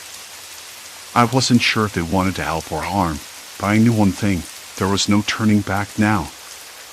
I tightened my grip on the worn leather strap in my hand and stepped forward, ready to face whatever lay ahead. The moon hung low, casting pale blue shadows that danced between the towering trunks. The air was thick with the scent of pine and damp earth, each inhalation grounding me, reminding me I was still very much alive. A distant hoot of an owl echoed through the canopy, and for a moment, the forest seemed to hold its breath alongside me. I moved cautiously, every footstep deliberate on the uneven ground, my senses stretched taut like a wire about to snap. The leather strap in my hand was warm against my palm, its familiarity offering a fragile comfort. I reminded myself that this object, worn and frayed, was the only link I had to what once was, and perhaps what could still be. Somewhere deeper in the woods, faint flickers of light began to appear, bobbing gently like will-o'-the-wisps. My heart quickened. Were they traps set to lure me into the shadows? Or signals from an ally? I squinted, leaning forward, trying to discern their source. "Show yourself," I whispered, voice barely more than a breath, swallowed by the night. The lights hesitated, then moved closer, revealing themselves as lanterns swinging on thin, wooden poles carried by two figures cloaked in dark, hooded garments. Their steps were cautious but purposeful, and as they drew nearer, I could make out the glint of something metallic, perhaps item or tools, at their belts. "Who are you?" I demanded, raising the strap slightly as a warning. One of the figures stopped, letting the lantern's glow fall on their face. It was a woman, her eyes sharp and watchful, but not unkind. "We mean you no harm," she said softly, her voice steady yet edged with urgency. "You're being followed. Not everyone in these woods wants to see you safe." The second figure, a man, nodded in agreement, though his eyes scanned the perimeter nervously. My grip on the strap tightened. "Then why should I trust you?" The woman stepped closer, lowering her hood to reveal streaks of silver in her dark hair.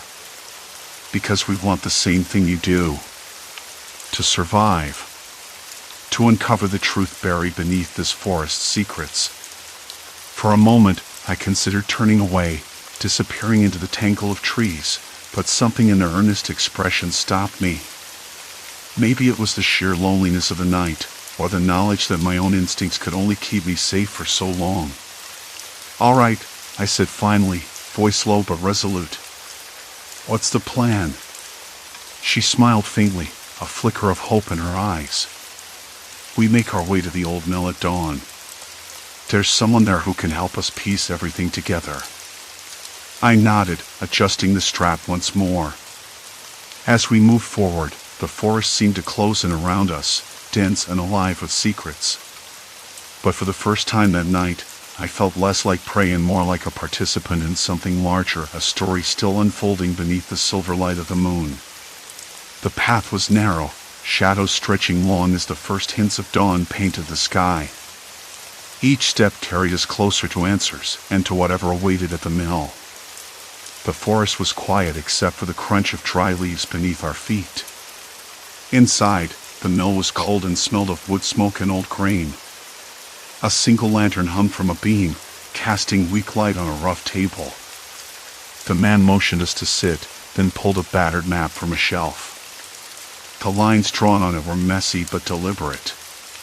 The woman leaned in, pointing to a spot not far from the cabin I had found. "That's where they came from, the ones watching you. They've been moving through the area, watching every step." Her voice was steady but low. I frowned, thinking about the footprints and the meal left untouched. The idea of someone waiting for me to leave suddenly felt less like a random threat and more. "Why would they want me gone?" I asked quietly. The man shook his head. "Because you're poking in places you shouldn't. That cabin isn't just abandoned. It's a waypoint, a marker for their territory. They don't welcome visitors, especially not ones who might bring attention." A chill ran through me. I thought the forest was empty, maybe forgotten. Instead, it was a stage for something far more deliberate. The woman's eyes met mine. They're patient. They wait. They watch. And when you think you're safe, that's when they act. I swallowed hard. "So what do we do now? Leave and pretend none of this happened?" The man shook his head again. "No. The only way out is through. You'll have to face them. Show them you're not afraid." Her hand found mine briefly. "I'm with you." The words settled over me. I wasn't sure if it was courage or stubbornness that kept me rooted. The forest outside felt suddenly smaller, the walls of the mill closing in. Footsteps approached the door, slow and deliberate. The man's gaze flicked to the entrance, then back to us. The tension in the room thickened. The door opened wider, and a figure stepped inside, tall, with a hood pulled low, face hidden. The silence stretched until the newcomer spoke, voice low and cold. "You shouldn't be here." The man in the mill stood, his jaw tight. "We're not leaving until this is settled." The hooded figure laughed quietly. "Then you're stubborn fools. But stubbornness has its price." The woman gripped my arm, her fingers digging in. I looked at her, then back at the figure. Whatever this was, it wasn't about to end peacefully. The mill's door slammed shut behind the newcomer, cutting off the outside world. The room grew colder, the air charged with unspoken threats. I realized then that the watchful eyes in the woods were not just waiting. They were ready. And so was I, whether I liked it or not. The silence stretched taut, every breath a promise of what was to come. The woman's grip tightened, pulling me closer as if to anchor me to some fragile reality. Her voice was a whisper, sharp with urgency. "We don't have much time." I wanted to ask what she meant, but the figure's slow, deliberate steps across the creaking floor silenced everything. Every shadow seemed to recoil from the cold certainty in those footsteps. I swallowed hard, feeling the weight of every eye in that room, even those unseen beyond the walls. The watcher in the woods, the ones pressed behind the trees, they were pieces in a larger game, one I had only just glimpsed. And now, here at the heart of the mill, the final move was unfolding. The newcomer stopped near the center of the room, the dim light glinting off something metallic in their hand. Item?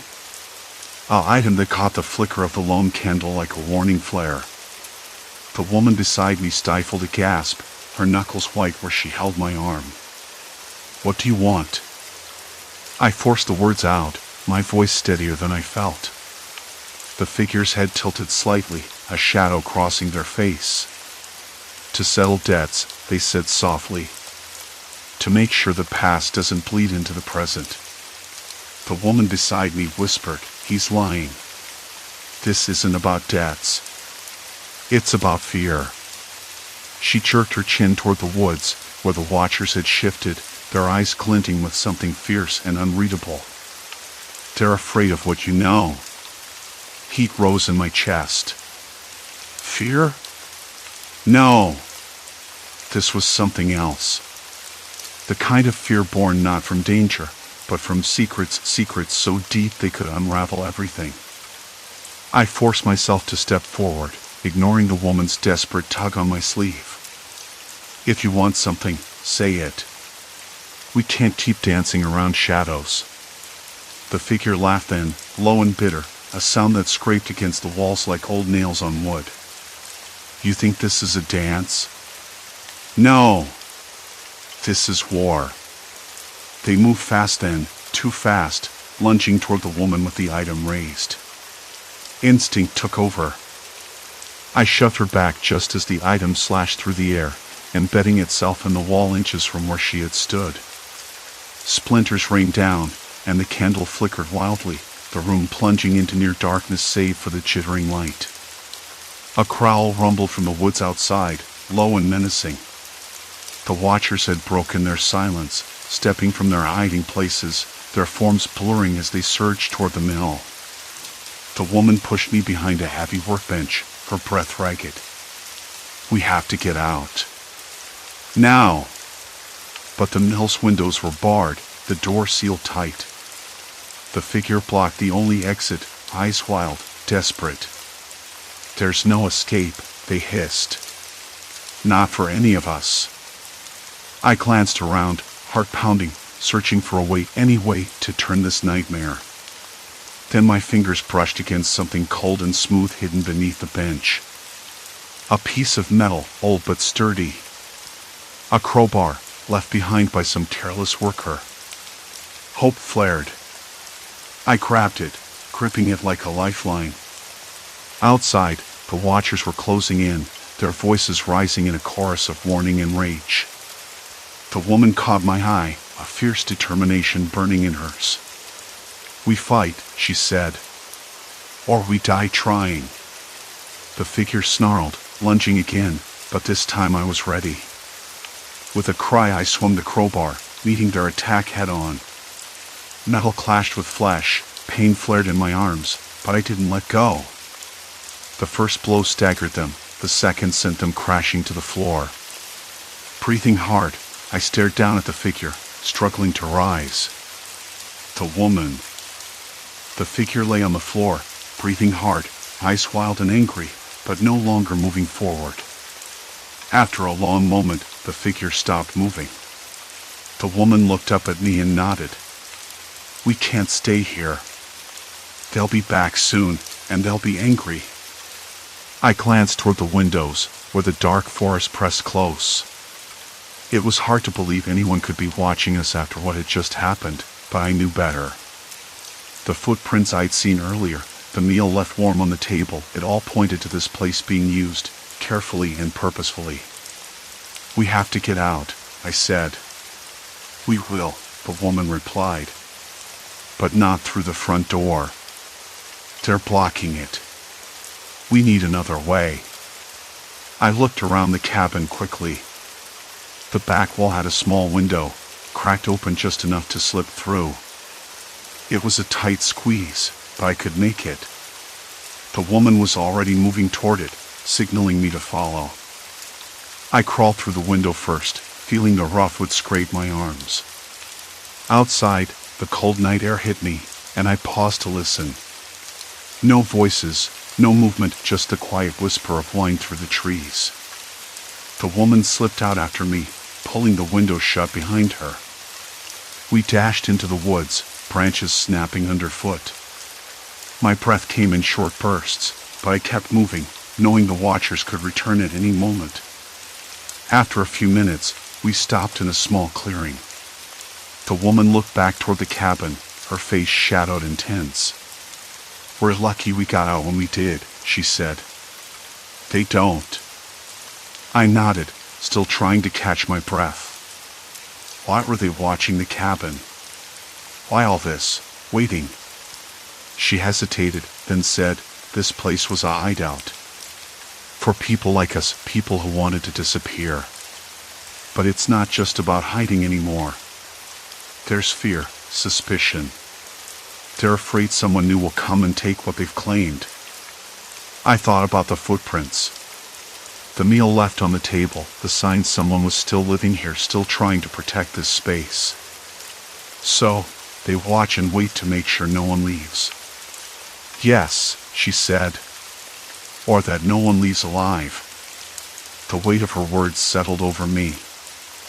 I realized I had been lucky to find her, and luckier still to get out of the cabin alive. But the question remained, what was I going to do now? "We can't stay here," I said. "We need to find a way back to the trail, to safety." The woman nodded. "I know a path. It's not marked, but it leads to a ranger station. It's a few miles from here, but it's the only way out that doesn't cross through their territory." We set off again, moving quietly through the trees. The night pressed around us, dark and still except for the occasional sound of an animal or the rustle of leaves. I kept looking over my shoulder, expecting to see the watchers appear, but they didn't. After what felt like hours, we finally came to a narrow dirt path. The woman smiled briefly. "This is it," she said. "Keep your head down. We're almost out." We followed the path uphill, the trees thinning until we saw the faint glow of lights in the distance. A small building stood at the edge of the clearing, the ranger station. I walked toward it, relief washing over me. The door opened before I could knock, and a middle-aged man in a uniform stepped out, eyes wide as he took in our appearance. "Are you okay?" the ranger asked. "What happened?" I glanced at the woman. "We were trapped. There's a group in the woods, people who don't want anyone leaving that cabin." The ranger frowned and nodded. "You're safe here. I'll call for backup." Sitting on the steps, I finally let my shoulders relax. The woman beside me was quiet, but there was a calm in her eyes I hadn't seen before. "What's your name?" I asked.